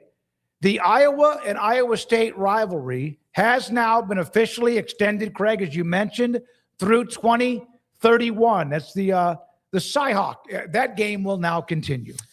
Yeah, I think it's kind of weird. We're at a place where we have to hold our breath on whether or not two teams in a state like Iowa are actually going to play each other moving forward. So that's just where we are, the times we live in. And I know even with less turbulent times, rivalries have gone on and off for various reasons. But I'm glad to see in this case, knowing how much it means to the people of Iowa, that, we're going to see this game certainly played for at least a few more years, and they're going to be playing in week 2, as it mentions there. So good job by Ben Hutchins and getting that news out there. But they were working toward the agreement based on that tweet, and it's official now. It's official based on some tweets from the last few minutes or so. So that's great news. I'm sure Iowa State fans are thrilled, and Iowa fans are are thrilled to whatever degree they're thrilled about playing Iowa State, but these games need to happen. They need to matter. And I think it's one thing if you're in a big state like Texas or California and yeah, USC doesn't have to play San Diego State and play everybody because there's like 10 damn schools in the state. But in the case of in Iowa, where it's two-horse town or two-horse state, like, yeah, they absolutely need to be playing every year. Cyhawk's a cool name. And you just feel college football when you watch this game, whether it's in Ames or Iowa City. So, yeah, absolutely a game that needs to stick around for the foreseeable future. Just a shame we actually have to be like, oh, wow, they actually are going to keep playing it, because Iowa's not going to go chase a neutral site game with Auburn instead to make some NIL money, or Iowa State's not going to go back overseas to try to chase some more NIL money instead of playing their rival. Good. You can do all those other things as well, but you can still play your rival. So I'm glad to see it. No, Iowa State, Kansas State, these all, they need to continue. Too many of them have now been interrupted because of the way realignment is. Speaking of Iowa State, Matt Campbell, now the head coach at Penn State, I saw this note. Scott Dockerman from theathletic.com, he covers the Big Ten. He covers Iowa. He covers Iowa State and much more. Here's a note on a response to somebody that was trying to act like Matt Campbell had not done very much. In fact, one guy said, to show you how stupid you are, you ask a question pertaining to food. Here is Scott Dockerman's response, as he was the one putting up what Matt Campbell had done at Iowa State. I didn't know this, beat every team that he faced in the Big 12, both home and away. At home and away, including when Texas and Oklahoma were in the conference, had 9 winning seasons. The program in 30 years, Campbell had 8. And he goes, now go back to sniffing glue.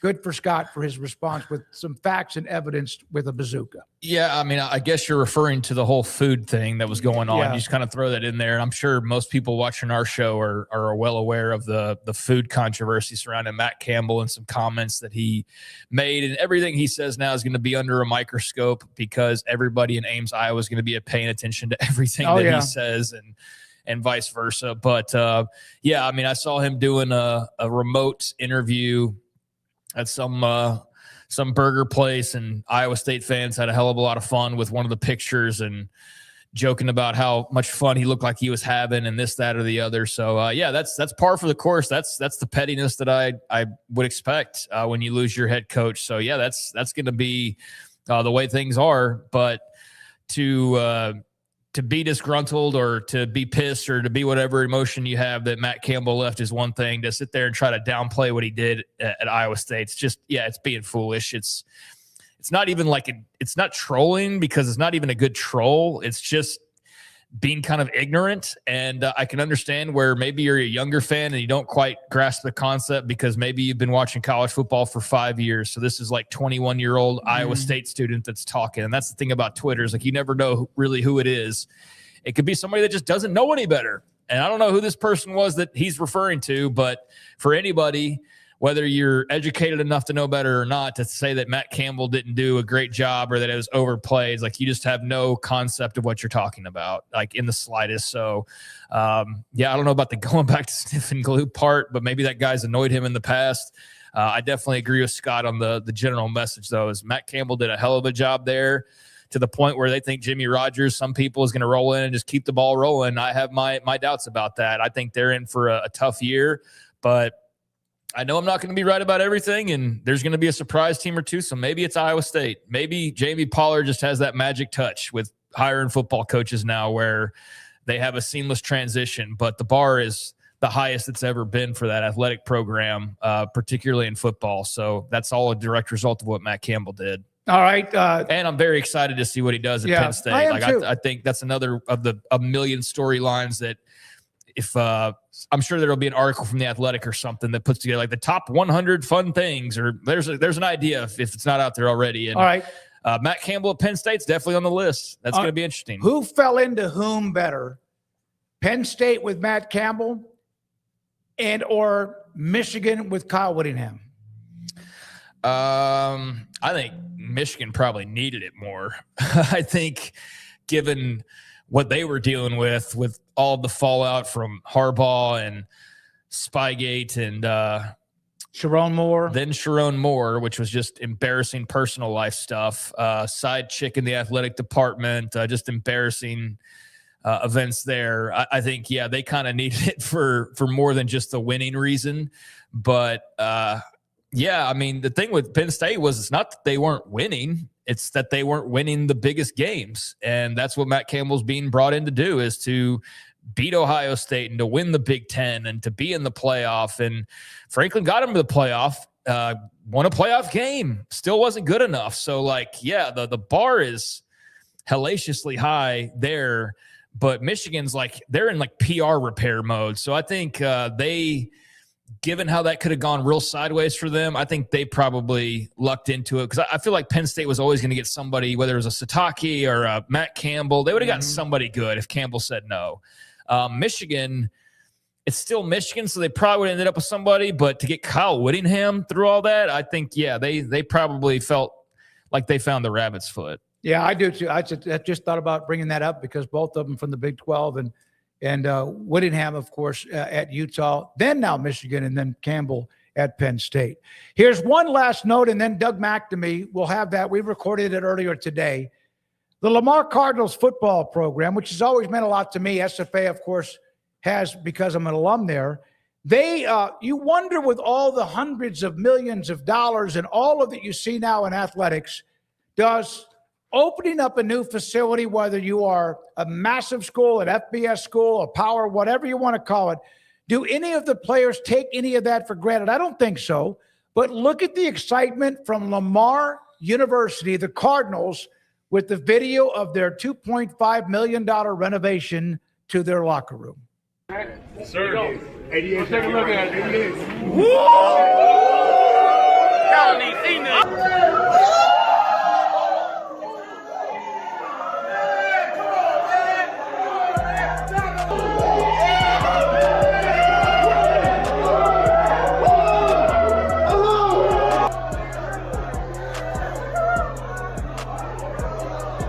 You can see other locker rooms, not to be like the thing, facilities, etc. You talk about the football complexes that have slides or even like waterfalls, etc. That just, I was refreshing to see that kind of reaction from the Cardinals football team on that new and improved, renovated locker room.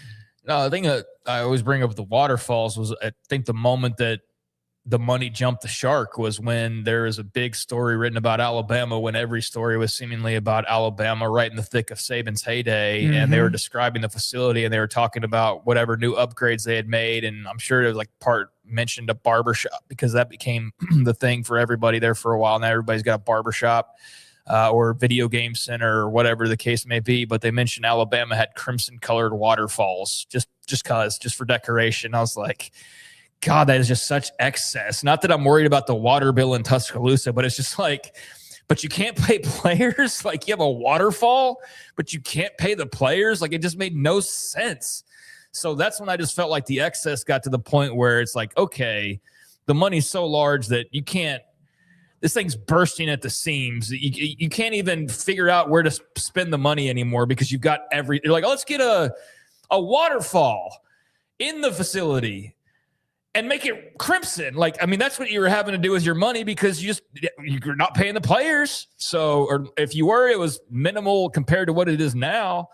So, yeah, I mean, the excess got to be kind of ridiculous, and now have all the excess you want because the players are getting paid. And we've seen UT's renovations and the $10,000 lockers or whatever it was a few years ago. And Texas Tech's new facility is phenomenal and massive and all of that. But yeah, I mean, this is definitely a different level, a couple levels down, but good to see guys appreciate it. And these are also not players that are going on recruiting visits and there's Lamborghinis parked out in front of the stadium. And there's not, Bijan got whatever it was he was driving there while he was at Texas, where, yeah, they're not getting that at Lamar. They're not getting a car at Lamar, much less like a Lambo. So, yeah, compared to your A&Ms and your Ohio States and all these where you kind of like, it's expected to have all of this. It's not necessarily expected there. So, yeah, it's cool to see people appreciate the upgrade and get excited about it, and just be kind of more genuine and not so much like par for the course. So yeah, that's cool. They're in the Southland Conference, same conference as SFA. There's part of history of Lamar. From 1990 to 2009, they shut down the football program. They did not play. So they're trying to come back from being shut down for nearly 20 years, the Lamar Cardinals down in Beaumont, Texas. One note about Lamar University, my mother, Joanne Jean-Vier Lamar Smoak, her father was Mirabeau B. Lamar and has ancestry with the second president of Texas. And I've always liked Lamar University because of that. You could understand why. SFA is my alma mater, but I have always had a nice little Cheyenne. Great cake, by the way, that you brought. Cheyenne's leaving. Thank you for that. That was awesome. But Lamar University has always meant quite a bit to me as well because of ancestry. All right, here is my conversation, one-on-one, on really more than just Baylor, but also college football and the Big 12 Conference with Doug McNamee of Baylor University. We have Baylor Director of Athletics, Doug McNamee, with us again on 365 Sports in studio. Thank you very much for your time. I was just showing you pictures of a golf trip. I know you love to play golf. You and I have played a couple of times at Ridgewood. What's the nicest golf trip or area you've ever been? I know you've been on a lot of them, but this where I was in Utah and St. George was incredible. What about you? I think I've probably one of the worst golfers to play at some nice courses. I probably have to hold that distinction, but I've been fortunate. I've got, Pebble Beach has been a favorite. Kiowa Island. I love Reynolds Plantation in Georgia. It's about halfway between Augusta and Atlanta, and it kind of gives you the feel of like we're in Augusta. Sage Valley is, of course, just east of Augusta, which is a lot of fun. But I will tell you, Ridgewood is up there in terms of just a fun, dependable, great course to play. I think we're so spoiled to have that here. Yeah, they renovated it just a couple of years ago, and it does look good. I drive by there sometimes, especially at night when there's some shade, some shadows from the sun. It's just gorgeous. Agreed. Ohio State just got $17 million a year for 30-plus athletics for their brand. Illinois got, I think, $6 million. Notre Dame then came out with $20 million. What do you expect? What can Baylor expect when you go to look for things like that? Well, so this kind of goes back to what I get started. In my first days working in college athletics, it was selling sponsorship. And so I don't want to say it's fun, but it's something I feel comfortable and natural in. And I will tell you, and this was proven out in the pro sports model as well, you've got a lot of schools that are rushing to get their logo on there for that first game. And in some cases, I think you've got an excess amount of inventory out there. All of a sudden, no jersey patches. And there's jersey patches now at every school in the country. And so you're going to have some schools, and the ones you mentioned are probably not examples of that, but you're going to have some schools that are eager and anxious to get that in, and they're going to take a discount and lower the market. And I would just tell you, we're pleased about the engagement that we've got in the conversations and where we stand, but we're not going to rush it. We're not going to fire sale it. We think that that we have a unique offering, and that's such a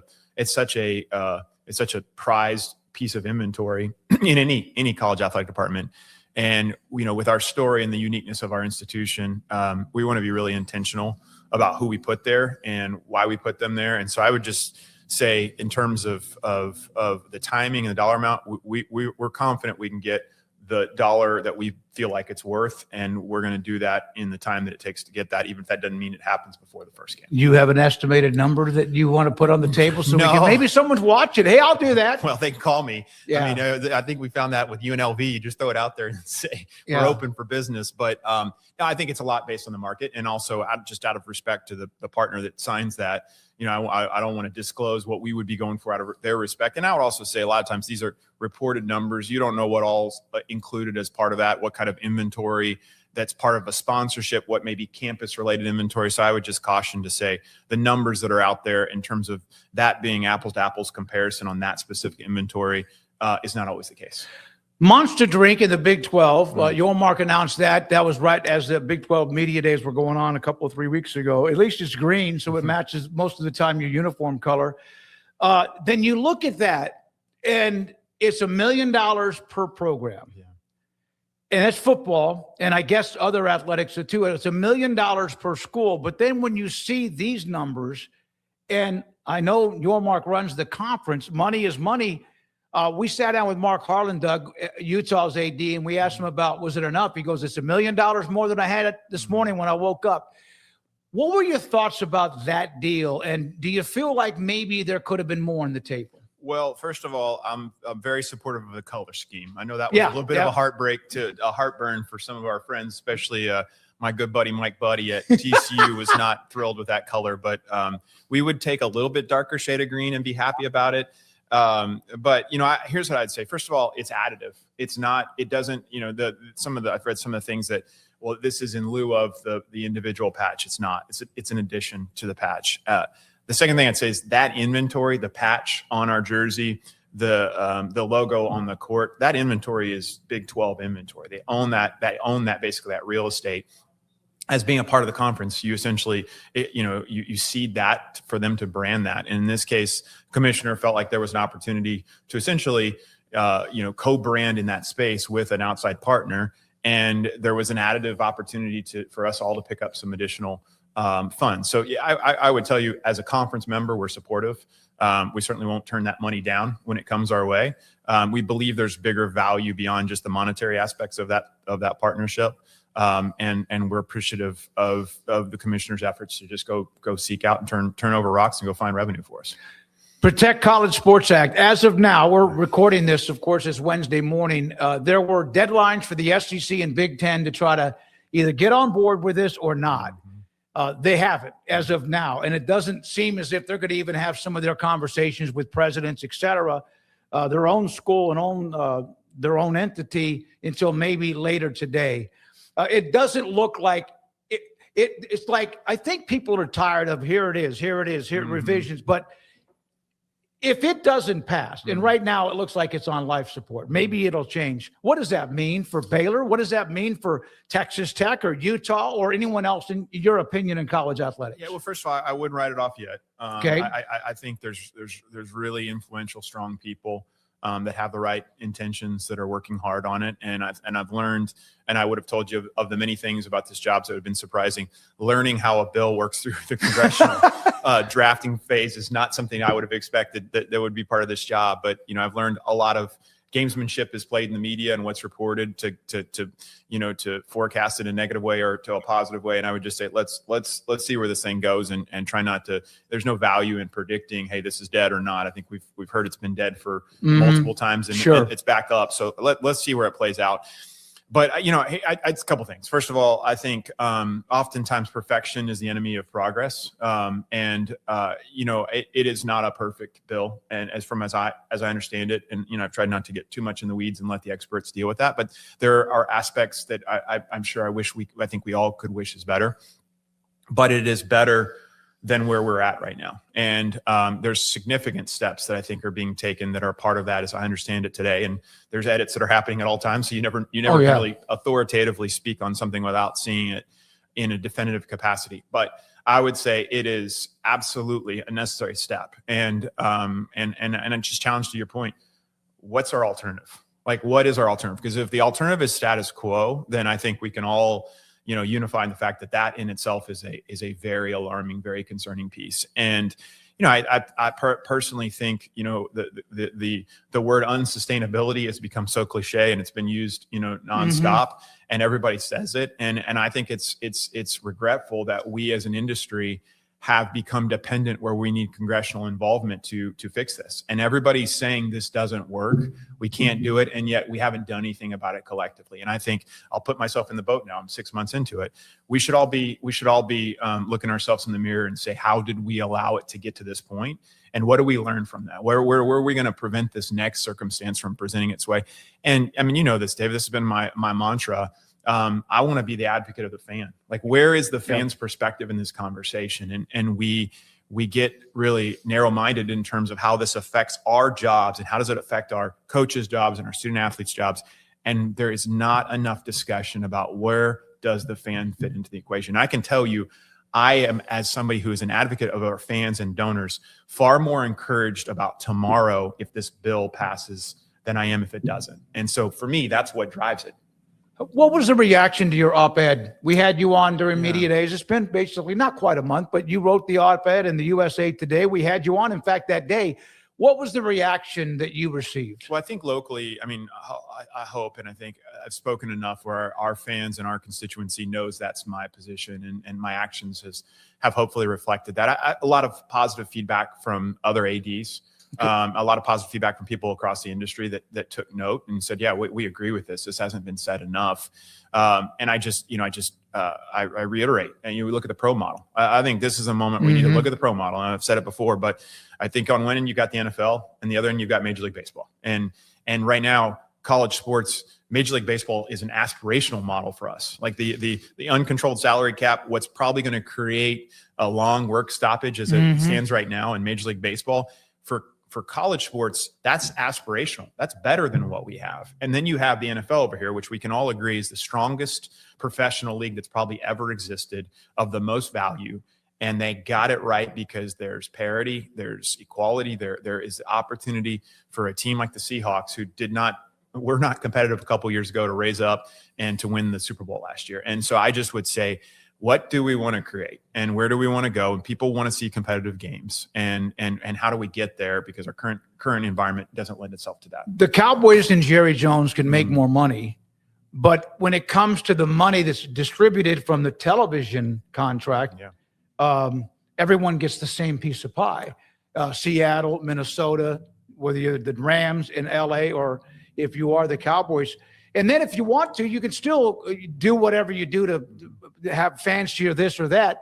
But why would Ohio State, Michigan, Texas, or whoever want to give that up if they have a competitive advantage right now? Doesn't mean they're going to win, but why would they want to give that up? And to your point, I respect the Michigan president, I think, is who came out and just flatly said, hey, we have a competitive advantage and we don't want to give that up. He was being honest. Yeah. And you know what? Let's take it another step further. At the Big 12 of the ACC, we have a competitive advantage over the American Conference and Conference USA or the Sun Belt. We don't want to give that up either, right? We understand that. So it's that position is not lost on me, and whether it's stated or not, like it's natural instinct. But to what you said about the professional sports, specifically the Cowboys have not won, obviously, at the level that people would have expected them to over the last several decades. That has not diminished the value of the Cowboys. Right. From an asset perspective, it has only continued to go up. Now, that hasn't equated itself into competitive success in a comparative capacity, but that competitiveness of the league, I would argue, has been reciprocated to drive the value of the Cowboys up. I mean, the statistics that they put out, they said the distribution for the TV revenue for the NFL a few weeks ago was $450 million, and I think in the next decade they expect that to double. And we're talking about, 40, 60, 70 million dollars. And yet with that being spread out equal, the Cowboys can be, worth $5 billion, whatever their franchise value is. I don't know. I think somebody just got sold and it was for $10 billion or whatever. So crazy. They got to be something insane, probably the most valuable franchise in the world. Yeah. But that doesn't give them a guarantee to win, that they're going to start the season and have an advantage over the Buffalo Bills. One of the smaller markets are the Jacksonville Jaguars. Yep. And I think we just, as an industry, if we don't look at that and recognize the value for Ohio State can continue to soar, for Texas can continue to soar, that doesn't necessarily mandate that they have to win every single game, and every single championship needs to be won by a handful of teams. I think the competitiveness of college sports can add value to all of our entities. I know how much you're working on fan engagement. I know how much you're working on getting people locked in. I know that we talked the first time about whether or not there's some new money out there from new blood, or even those who have been around that have not been contributing, or maybe they did and they're just not anymore. Honestly, how much does all of anything driven, donations, NIL, engagement, whatever, have to come down to football winning? It's a huge part of it. I mean, if you look at the allocation of the way most schools put, the revenue share numbers out and how they divided them up by sport, football is the overwhelming majority. And, when I talked about internally, and I think I said it publicly too as well, but, my three priorities in this order were fans, funding, and football. You know, and that was a conversation I told to Michelle Leonard, and I told that conversation to Scott Drew, and told that to Nikki Collin, and that's football. And I think that the way that college athletics works, you know, Saturday in Waco is not a Baylor athletics event. That's a Baylor University. That's a community-driven event. It's so symbolically reflective of a larger culture, and the rising tide lifts all boats. And the momentum and the energy associated with football, the visibility, the ability to drive admissions for the institution, to drive awareness for the mission of the institution, it's so high. And so it is critical. It is critical in Texas, but in college football, in a Power Four conference, that you make football a priority and you work hard to have a very competitive, successful program. With all due respect to the other sports, we know that the revenue generators are football and men's basketball, no matter what. Do those coaches, they understand that? You mentioned Leonard or Glenn Moore or whoever. They understand that, right?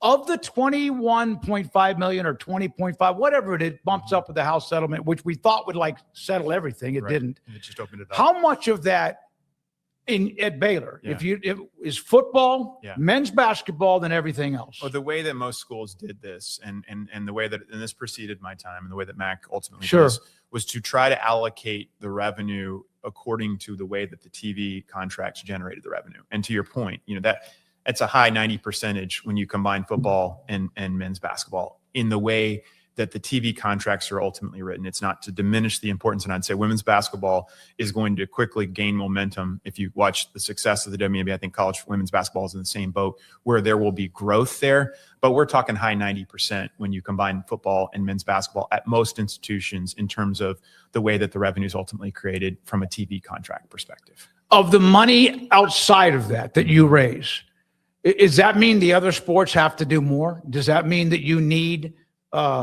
baseball, to Ms. Thompson to do more? I know that, you know, you're trying to help with that. You're trying to help with every sport. Do they have to go out and get that? Or do you have somebody in the athletic department that is helping them fund NIL? Both.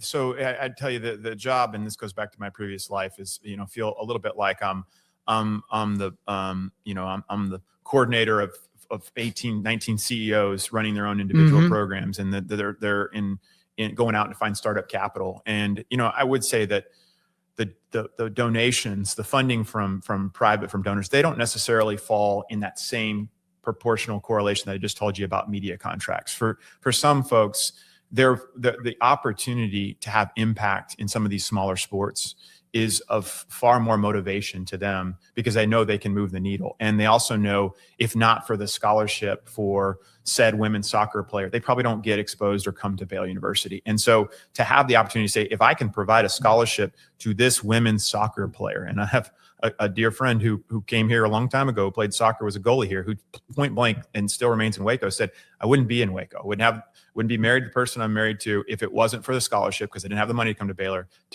And so those sports, I think, provide opportunity for impact. But yeah, to answer your question directly, David, those coaches, we're all in fundraising capacity, and they don't need to do it by themselves. Their job is to go coach the team.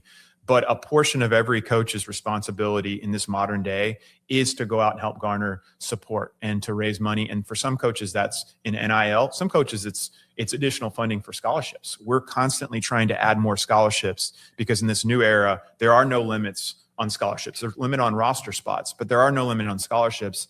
And in a school like Baylor with a high price tag for a cost of attendance, for us to add scholarships, we've got to garner the support. So there may be a sport where NIL is not prevalent right now in a really dominant way, but scholarships are. And if we are offering a kid to come to school at Baylor at a half scholarship and our competitors offering a full scholarship, that's another turf war that we're having to fight. And our coaches are working hard with us to try to close the gap in that regard. There's been discussion, Greg Sankey, SEC Media Days, and even Tony Petitti in Big Ten Media Days, where people hear the word breakaway and they think of the Super League. That's like a league of 24 to 30 teams. And it really is more governance that the SEC wants to have their own rules or whatever. And yet some of the schools in those conferences and the Big 12 have themselves created problems when they haven't followed them.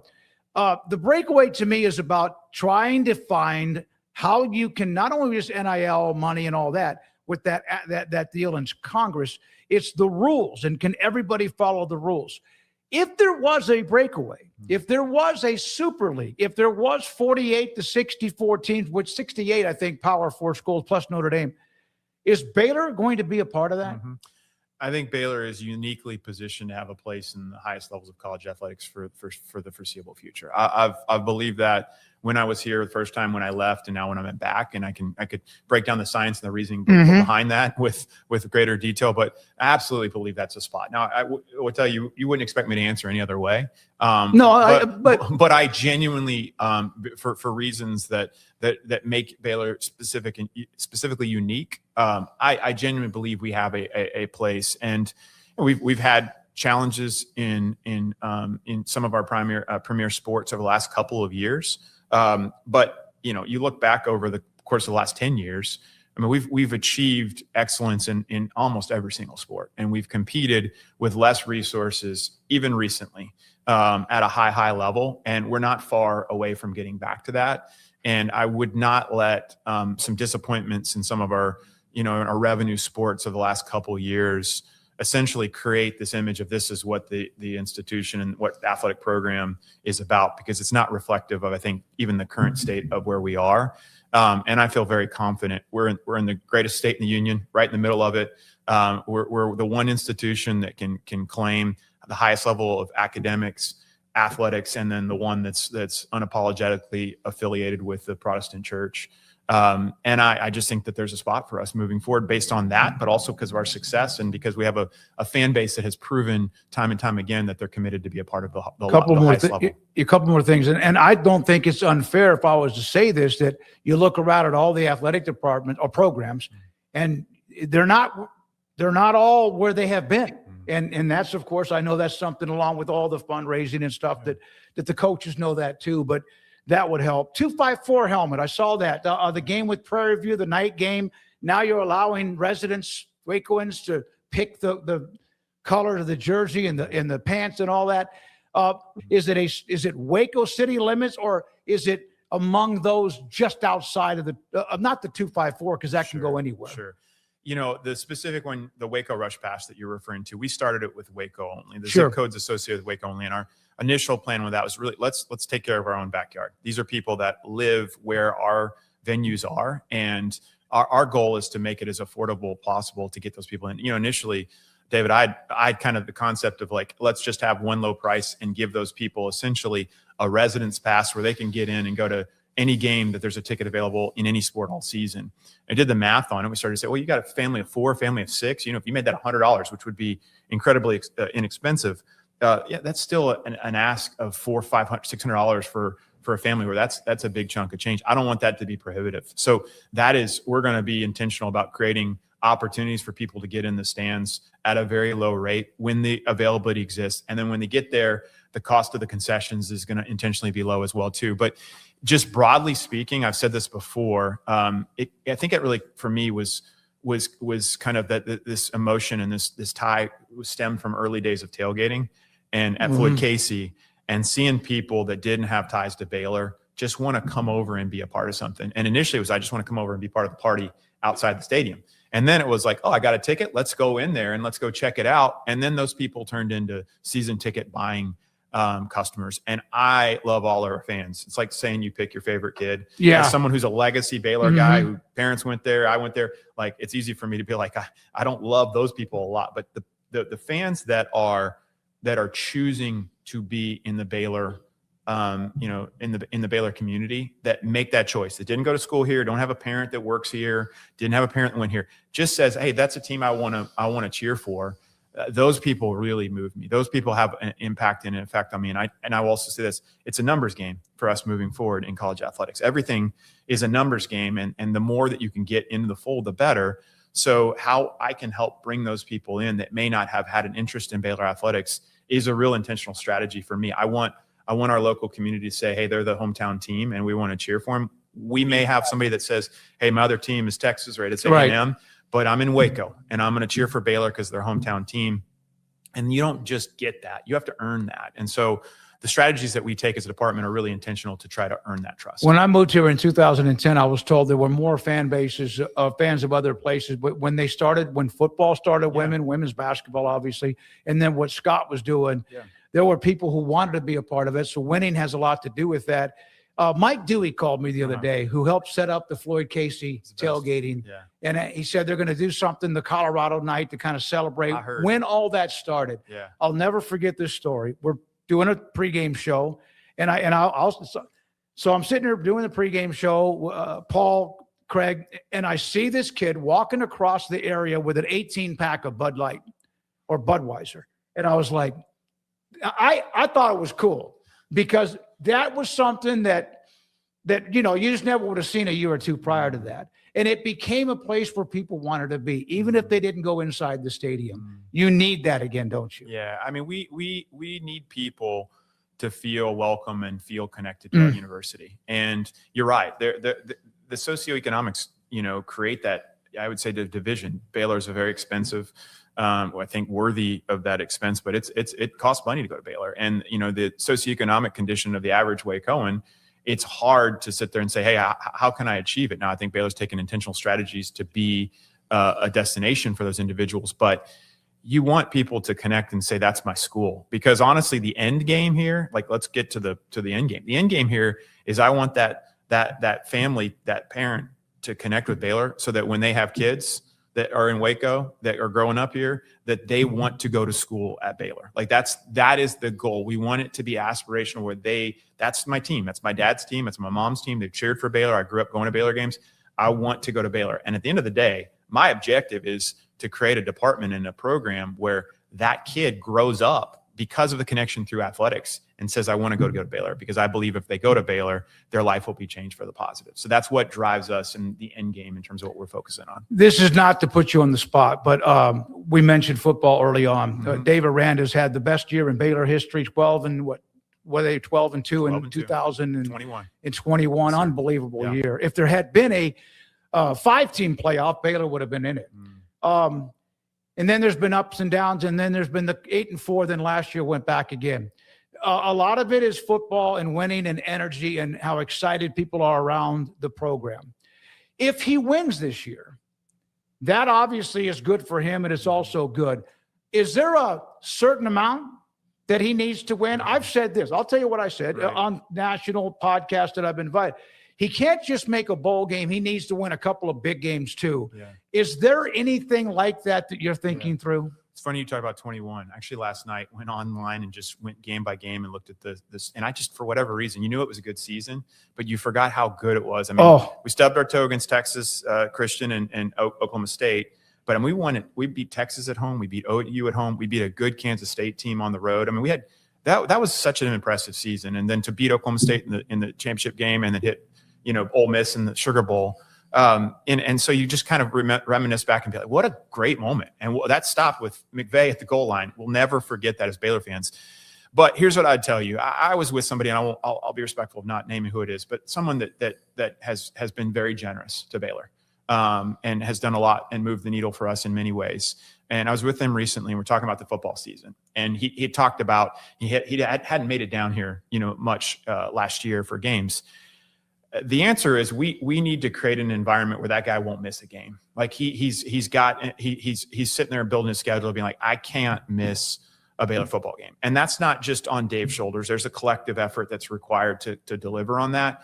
But that's the answer, and that is not achieved with if you hit X wins, then he automatically is. There's a feeling, there's an energy, there's a vibe that has to be created to provide that energy. Because the truth of the matter is, he's somebody like many of other folks that we need him to not only invest in the program with his time, but we also need to invest with the resources. And for Dave to kind of get that wheel in motion, we need further outside investment to get us through where we need to be. So it is not a dodging question. I know people are frustrated, are like, hey, you're playing the politics game. It doesn't exist. I don't have it in my head. There needs to be a feel and a vibe where people see this program as one they want to invest in. When I say invest, I'm saying time. I'm saying emotion. Yes, I'm saying cash, but they want to invest in. We have to raise that we have to raise that level of commitment across the board.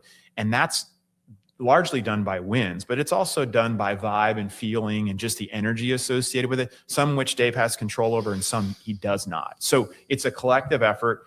I think everything has been done this offseason to position us well. It's got to go be proven out on the field. Nothing's going to matter. Nothing he's going to say is going to change people's mind if we don't prove it on the field. But I would say, all things considered, based on where we were in December at the end of this last year, I think everything's been done to best position us for the season. Thanks, man. Appreciate it. Enjoyed it. Appreciate it. Doug McNamee, Director of Athletics at Baylor University, with us. And this is 365 Sports. All right. You want to take a break here, or you want to go straight to the wheel, Craig? I'm fine going straight to it. All right. Rez, Cheyenne, by the way, was a part of earlier today, and I mentioned her and appreciate her doing what she does. But Rez, of course, every day locked in. Well, I mean, do you have any thoughts on what you heard there? I just skip over it. We'll have the interview back up again on the channel, but also hopefully from shorts out of that. He knows what's in front of him. He knew that even when he took the job back in December. One of the questions that I wanted to know was, is there a number? Is it 7? Is it 8? Whatever the number is on whether Dave continues as the football coach. And we wish him the best of luck, just because you would any human pretty much. But it's not about a number. Doesn't mean that 8 would get it done if he gets there. But it's about the electricity of some sort of vibe within the program. And he was mentioning of a donor, big name donor, who hadn't been back in a long time. He said it's not a, what do you call it, a must see, not a must, you can't miss it. So that was one of what I talked about. And then, yeah, they are trying to figure it out when it comes to NIL. And that's they have to reestablish some of the fan base. Those who went to school here, if they're not coming, then how can you expect anybody else to be around, even if they have names on the building? So that was something I wanted to get into with him. I think they've been entirely swaggerless for like 5 years now. 2021, their greatest year ever, had a lot of swagger, and it's just not been anywhere close to that in the time since. So, things ebb and flow, but you're talking about going on 6 years since that now. I mean, that's a good chunk of time. That's a good portion of life, 6 years of something where it's just even kill, and it's just 500 football, or maybe slightly below, or maybe slightly above, but not much above. And that's just not entertaining. It's not fun. And when most of your fan base is not even living in the town which you're asking them to come visit, and they're already a small fan base to begin with, yeah, if you're winning big games like Bryles did and like Rule was starting to do, or at least be involved in the conversation, then people will show up. It's been proven, but you got to give them a reason to show up. And you lose every big game at home. It's got to the point now where everybody is bitching, well, we need to fix the promotions. And yeah, that's part of it, but it's also just, you need to play better football. That's what brings people. You don't need fireworks and drone shows and all that. Just win the freaking football game and look good doing it. And that'll bring people to the stadium. But you can't do that. And then you're trying to entice them with other things. And it's like, I'm sorry, I'm not driving from Houston to Waco to watch a drone show and spend $300 for my family. So yeah, they've created a situation where it's must win for him and it's must entertain for the fans. And I think Doug's the right guy at the right time to try to figure those types of things out. But certainly they just got completely sideswiped by the NIL era and what once was an even playing ground where they could put a $500 envelope in somebody's locker just as much as anybody else, or buy somebody an apartment or something like everybody else was doing at some point or another. I mean, now it's like, no, we need $1 million for this wide receiver. And they don't have Ohio State, Texas A&M money, and they don't have 50,000 undergrads to go and ask for another extra $100. Like, they don't have that. So they're uniquely situated. And I think there'll be a real test case in the next few years, depending on how this goes, of the size and the religious base and all of that. Like, either that plays them into something else entirely, or they're able to stick around and make it out of this little rut they've been in and be where they've always been. But yeah, there's a lot of questions right now, and rightfully so, because it's been a program you don't think about at all. And it was at one point a program that even Ohio State fans were having to pay attention, because you're going against Baylor for Baron Browning. And, even A&M and Texas took their licks. Now, no, they're an afterthought. They're a complete afterthought. And maybe there's a recruiting battle 1 out of every 1,000 that crosses paths again. But for the most part, it's you're tangling with the rest of the Big 12, and you're even tangling with Texas State and, SFA and schools like that for recruits. So everything's down across the board, and this is a major year upcoming for that university and that football program for sure. Well, I appreciate Doug, appreciate the time, and we'll have that up for others to watch and listen to as they want over the next couple of 3 days. And I think it's hilarious because nobody knows what to expect. Like, you have no idea. Well, it's not hilarious, but it kind of is, because because nobody knows whether to get excited or not at this point. They're ready to be let down again, and they're excited about a coaching change at the end of the year more than they are about the actual season. You ever heard someone? No one's told me this. Not at Baylor. Have you ever heard the comment from somebody that is trying to give an employee or anyone that works under him or her as a business owner that you almost need them to fail?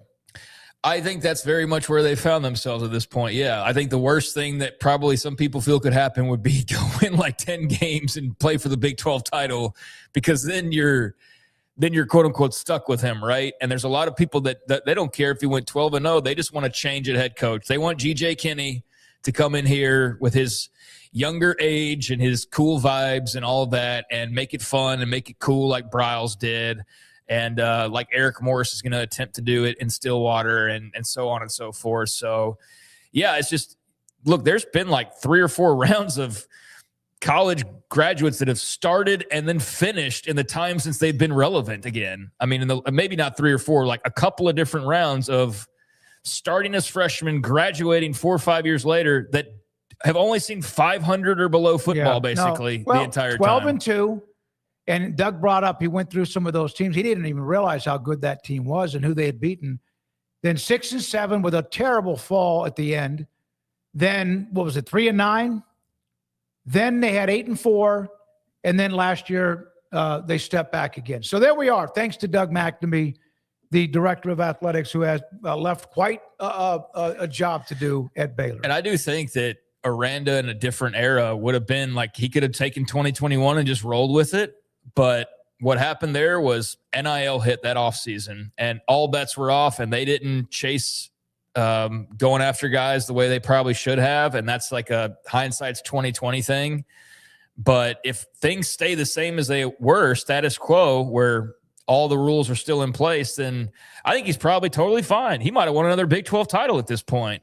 But given that you had that greatest success ever, and then immediately afterwards, that very next season, it's like NIL, here we go, and you didn't know how to play that game. It cost you dearly. It was that, and they did not want to change the roster up to give younger players on the roster, like the old days, a chance to earn their stripes as they watched Jalen Petrie and Terrell Bernard and others do what they did on their way to the NFL. He's admitted it. He made a big mistake, hoping that the weeds or the news, whatever, the seeds underneath the grass were going to be the ones that grew and then kept them winning. And the problem is that's 4 years ago now. No, yeah, it is. So okay. It's 4 years later. It is. And oh, man, too bad for Dave knows. Believe me, I've had we've talked to him, but he knows behind the doors without a microphone, he understands what is on the line. And he's probably fortunate he knows he's here with what they had at the end of last year, near the end of football season.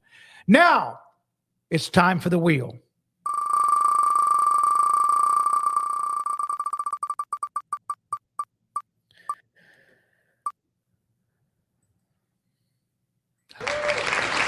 If you were forced to live inside the universe of one TV show or movie for an entire year, which one are you picking? Man, what an interesting question. All the ones I think of, like, I immediately go, no, wouldn't want to do that. Like, hey, Jurassic Park would be, no, it wouldn't. T-Rex is chasing you around. Lost would be cool. No, stranded on a desert island would actually suck, especially with smoke monsters and things. Gosh, like all the TV shows I watch, I actually wouldn't want to live in those universes. That's what I'm having. Like all the movies and stuff, they're all like bad places. I don't like Game of Thrones. Nope. Wouldn't want to live in medieval times compared to where we are now. Like, I don't know, like I've never watched Stranger Things. I've only seen parts of it, but like the 1980s, 90s, the kind of nostalgia from that I see, that time period reminds me of my childhood. That's cool. The monsters and all that, like, and I can't explain well because again, I've never watched it. Like that part, I'm not cool with, but maybe like go back to E.T. because I was right in the sweet spot of like the 80s, and just seems like even though things were probably chaotic as hell back then, it just was simpler times. So maybe I'd go with that. I don't know. I'm trying to think about inside the universe. That's just the setting, right? Yeah, I don't want to be in the Avengers universe because then you got freaking aliens attacking you every other time. What about a cartoon like the Jetsons? Flying car? I mean, yeah, they might not be so bad. Rez, did you think by now we'd have flying cars 25 years ago? Yeah. I don't know why I brought that up. I watched the Jetsons very rarely. I mean, Jetsons seems pretty drama-free compared to some of the things that I watch. So, yeah. Gilligan's Island from Old Texas Tech Man. Yeah, I mean, that'd be cool, but it's kind of like, I don't know. Would being on a desert island get old after a while? Like I'm thinking of Castaway with Tom Hanks and like having to go kill your crabs and, come up with everything under the sun to try and survive. That'd probably get a bit tiresome, but at first it would be pretty cool. At first Professor and Marianne. Well, Marianne and Ginger being there would definitely make things cooler too. Yeah. And Kyle, who's a very naughty boy, wanted Andrew. I'm not sure if you're listening, but he wants Ginger or Marianne on the wheel. I didn't see if you'd put them up. All right, so let's go to the quizzes, a couple of them for today. And the first one, Hall of Fame pitcher Addie Jose owns Major League Baseball's lowest career whip and threw a 74-pitch perfect game in 1908. Which nickname did his tall, thin frame earn him? Well, the one that jumps out to me is the walking toothpick. I just feel like that's a fun name, so I want to go with that one. But the human hairpin doesn't make a lot of sense. The living yardstick, I could see that. The prairie pole sounds like something maybe they made up in 1908, but walking toothpick's what jumped out to me immediately. I think it's the hairpin. I think that one's like the least likely. I know. You got to remember now that I can remember more things from the early 1900s than I can from last year. It's weird. I don't know why. I read a lot of books when I was a kid about star players back in the early days of baseball. Okay, fine. I think it is the human hairpin. All right. Well done. And I got to tell you, I don't know why. No. I'm on, in fact, my own website right here. Addie Jose was a force for Cleveland, a 1.89 career earned run average, second lowest in history. Died of tubercular meningitis in 1911 at just 31 years old. A benefit game for his family that July featured an all-star game, an all-star team versus Cleveland, inspiring the modern Major League Baseball all-star game. The Hall of Fame waives its the 10-year requirement to induct him in 1978. Well done. Yeah, I don't mind being wrong. It was definitely way wrong. That would have been my last choice. Something about how the All-Star game became the All-Star game, and I'm not sure if that was a part of it or if something happened with Jose during that time. But there it is, the human hairpin. All right, let's go to number 2. Which university sparked a viral romance with its 2026 World Cup guest, inspiring fans to learn Arabic and Riyad Mahrez to shoot hoops in its iconic arena? I don't see. I paid attention to a lot of the World Cup stuff. I don't have any recollection of coming across this. The World Cup was played in Kansas City. Right. It was played in Los Angeles, Seattle, Dallas, Houston, Miami. I would say New York. Duke is not going to be it because there was nothing in Carolina. Iowa State, there's no reason to go there. Kentucky, no reason to go there. Kansas City had hosting duties. So I think narrowing it down. Well, because it's also the iconic where Naismith and the game. Kentucky's not bad. Neither is Duke either. I know. Ironic because it invented the game. And Naismith invented the game. It did. And Kansas City not far from there either. What you want to say, Kansas? I think that's the only place that was somewhat close to a hosting site. So yeah, I think so. All right, let's go to Kansas. It is, including Lance Leipold sending us that helmet yesterday. Craig, you read this one. The University of Kansas hosted Algeria at Rock Chalk Park, sparking a local phenomenon with Rock Chalk Algeria. Maybe I saw something about that, but it's vague to me. Chance and Lawrence Welcome videos, a viral clip of Riyad Mahrez shooting hoops in Allen Fieldhouse became KU's most viewed post of the year, while Algerian fans later displayed a "Thank You Lawrence" banner at Arrowhead Stadium. Yeah, I didn't see any of this. I don't spend a lot of time on Twitter, so that's probably why, or other social media. But that's very cool. Yeah, it's a shame I missed out on that at the time because there's a lot of cool stuff coming out of the World Cup, including this. So we're 2-0 today. Back at it, 2-0. Great stuff from Andrew on the quizzes. Let's get now to the poll results from you, the viewer. You want me to read, No, or ahead. what are we Go doing ahead, here? yeah. Will Matt Campbell lead Penn State to 10+ wins, and the CFP are finished with 9 or fewer, and 7 to 8 wins gets 40%, the bulk of the vote. 9 wins right out of the gates for him. 37%. It's a pretty healthy chunk. 6 or fewer, the least amount. So at least some amount of faith across the board that Campbell will have them bowling at worst. And then the 10+ wins, actually pretty healthy chunk considering it's his first year. That's a lot of confidence in him. I think I'd probably fall. I need to look at their schedule. I got it in front of me. Yeah, I think the first they start off with what should be wins. They have USC and Michigan on the road. Later on, they have Washington, Craig, Wisconsin, Northwestern, USC, Michigan, Purdue, Washington, Minnesota, Rutgers, and Maryland. He got the ball put up on a tee. With all due respect to any of those programs, no Oregon, no Ohio State, no Indiana, I had said 9. I think without even looking at their schedule. 1-0, 2-0, 3-0, 4-0, 5-0, maybe 5-1, maybe. Yeah, not say 9. I'd feel good about 9 wins. Yeah. Okay. 40%, 7 to 8 wins, and I said 9 wins was just 37%, almost 400 votes. I mean, he couldn't have drawn up a better schedule for his first year, really. I don't think I know. You're right. And let's get to the second poll question, Andrew Valade. When you're dropping cash on a new pair of headphones, which brand owns the crown?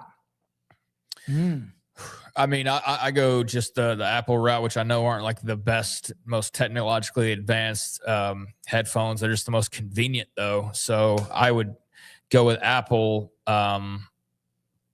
Do these count, or are you talking about the ones that are? Yeah, that's Apple. Yeah, it's Apple AirPods. Yeah. But I like Sony stuff a lot. I've never really had any Sennheiser stuff that I can think of. That was a big deal back when I was in radio early on. It still is, I think. But I said Sennheiser only because I'm reflecting back on when I first got in the business. Yeah, I don't really have any memory of Sennheiser. I know Bose is really high quality, though, so I'm not surprised to see them having one here. I think I've worn their headphones once or twice, but never owned them myself. Apple's just convenient as much as anything else. So, not surprised Bose won, though. The top 5 best headsets. Well, they're not even Glanth. That's just, who knows these days? There's probably all sorts of brands. I see Sennheiser's name. So there we are, 54% Bose. I tell you what I love about these babies, and I've learned, I did not think I had them when I've had other AirPods, which I've lost a bunch of these. The noise it kills when you have them in your ears and you're listening to what you're listening to, and on an airplane, noise canceling. You hear nothing. Yes, noise canceling. They Craig, have those on the other headphones as well. Ask Craig if he remembers Beats headphones. Oh, yeah, I have a pair. I still have a pair of red Beats headsets. I had a pair of black Beats headphones. I thought they looked really cool. And I think they eventually broke after wearing them for a while. So that's what happened there. And I'm not a huge bass guy necessarily. So sometimes they weren't my favorites. If I was trying to listen to a particular type of like hip hop, it was great, but other stuff, maybe not as much. But yeah, I had some Beats and they were good for the time that I had them. I just kind of stuck to AirPods ever since then. Not so much the over the head, except for when we're here, because I wear them here. So I don't really want to go home and wear over the head. The longest time, I just thought you were listening to us live because I'm talking about over the headphones. I wear them here, but I don't wear them at home. Oh, okay. Okay. All right. I see what you're saying. Osmo on one of these. Osmo. OSMO Hushwave is one, gets an A+. I don't know that I've heard of that. Baseus Inspire, BASEUS. I never heard of them. Nothing headphone. These are all highly graded. Sony, and then Bowers and Wilkins. Never heard of them either. So, well, maybe that's why I haven't. But you're welcome for the free advertising. Yeah. No, yeah, we did give them some freebies. All right, so there we are, the poll results, and then also 2-0 on the quiz, and also the wheel of Andrew, which gives us a chance to discuss maybe just something offbeat, and maybe it's sports, maybe it's just about life. Thank you very much, Andrew, for putting that together. Rez, Cheyenne, Garrett Ross, and I have a little bit of news. We were talking Baylor a second ago, and this is just relevant because eligibility. But I guess it was actually out a couple hours ago, but Judge Ryan Luna denied the temporary injunction request for transfer Akiri Walker, who was looking for a 6 year. So that was one of the guys. I know that Jose Wheeler is the other one from that Indiana, they were trying to figure out. So that Walker at Baylor's out. He's out. Yeah, it looks like he's out. Yeah, and Wheeler. This is coasting into the first parts of working out next week. All right, thank you very much to all of you. Thank you for the comments. Thank you for Bracket Cat for not listening to the interviews while he's talking about something else and saying everybody else is listening to interviews, but he's not. I'm kidding you. For Craig Smoak, I'm David Smoak. We love being here. We appreciate your time. This is the Smoak Show on 365 Sports, and good night. Petty Clinic Men's Healthcare in Woodway is now proud to offer you men an exceptional weight management body sculpting product called semaglutide, also known as Ozempic or Wegovy. Semaglutide is an FDA-approved weight management medication. Once-a-week injections of this powerful medication offers an average body fat weight loss of 20% within the first year of treatment. In addition to body sculpting, semaglutide also normalizes blood sugars and has the clinical research proof of reducing blood pressure, cholesterol, stroke, and heart attack risk. If you're like most men and you have stubborn fat that will just not respond to typical diets and exercise, then help is finally here. Semaglutide. Affordable, highly effective. Google search Petty Clinic Waco and reach out to the Petty Clinic team today for a free consultation with Dr. Petty to see if semaglutide is right for you. Go to pettycliniclowt.com.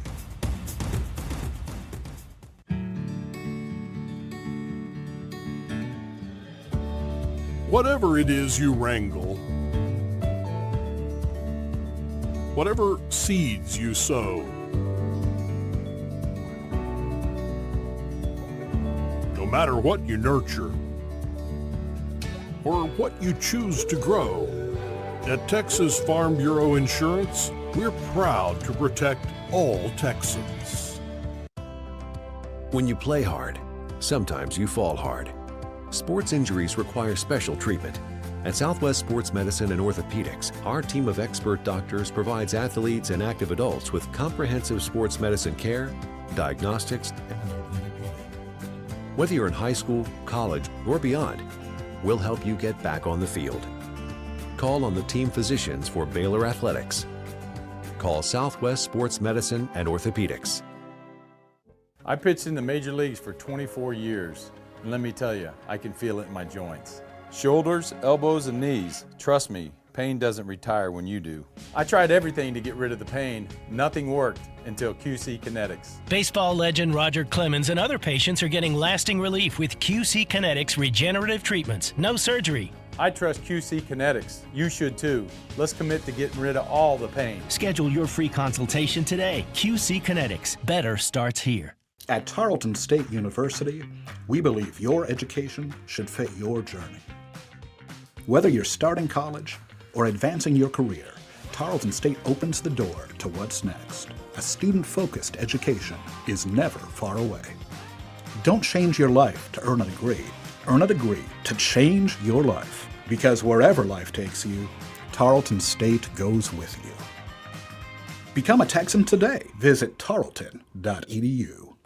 Have you heard of the new IRA, the Insured Retirement Advantage? It's a strategy for younger high-income earners and small business owners who want to get serious about retirement. The Insured Retirement Advantage can help you build a tax-free income stream for retirement, protect your family's legacy, keep your capital working efficiently, and you don't need ultra-high net worth status to qualify.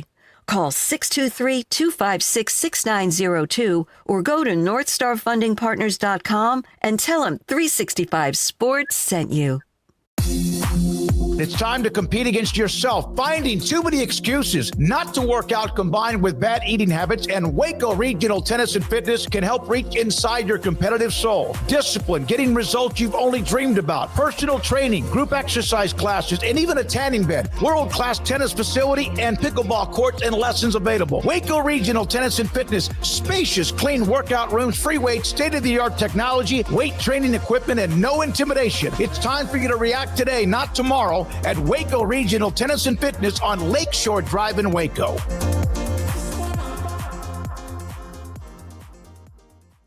Make this the summer event at Allen Samuels in Waco. Get behind the wheel of an iconic new Dodge Charger RT and score $5,000 in savings. First responders and military members get an extra $500 bonus. Allen Samuels Dodge. Come by, let's be friends.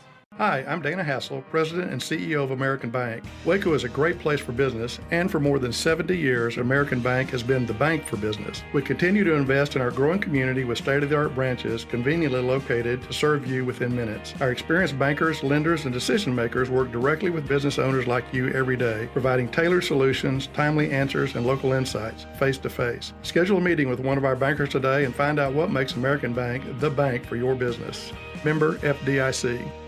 At Home Place Interiors, we elevate your space with elegance and class. We are the exclusive Sonoma Tile dealer in Central Texas, bringing you the best in high-end floor coverings that transform your home with beauty and elegant design. Our white glove service and expert consultations ensure your vision becomes a reality as we take you step by step through the process. Call today to schedule your personal design consultation. Visit HomePlaceInteriorsTX.com. Home Place Interiors, crafting elegance, one room at a time.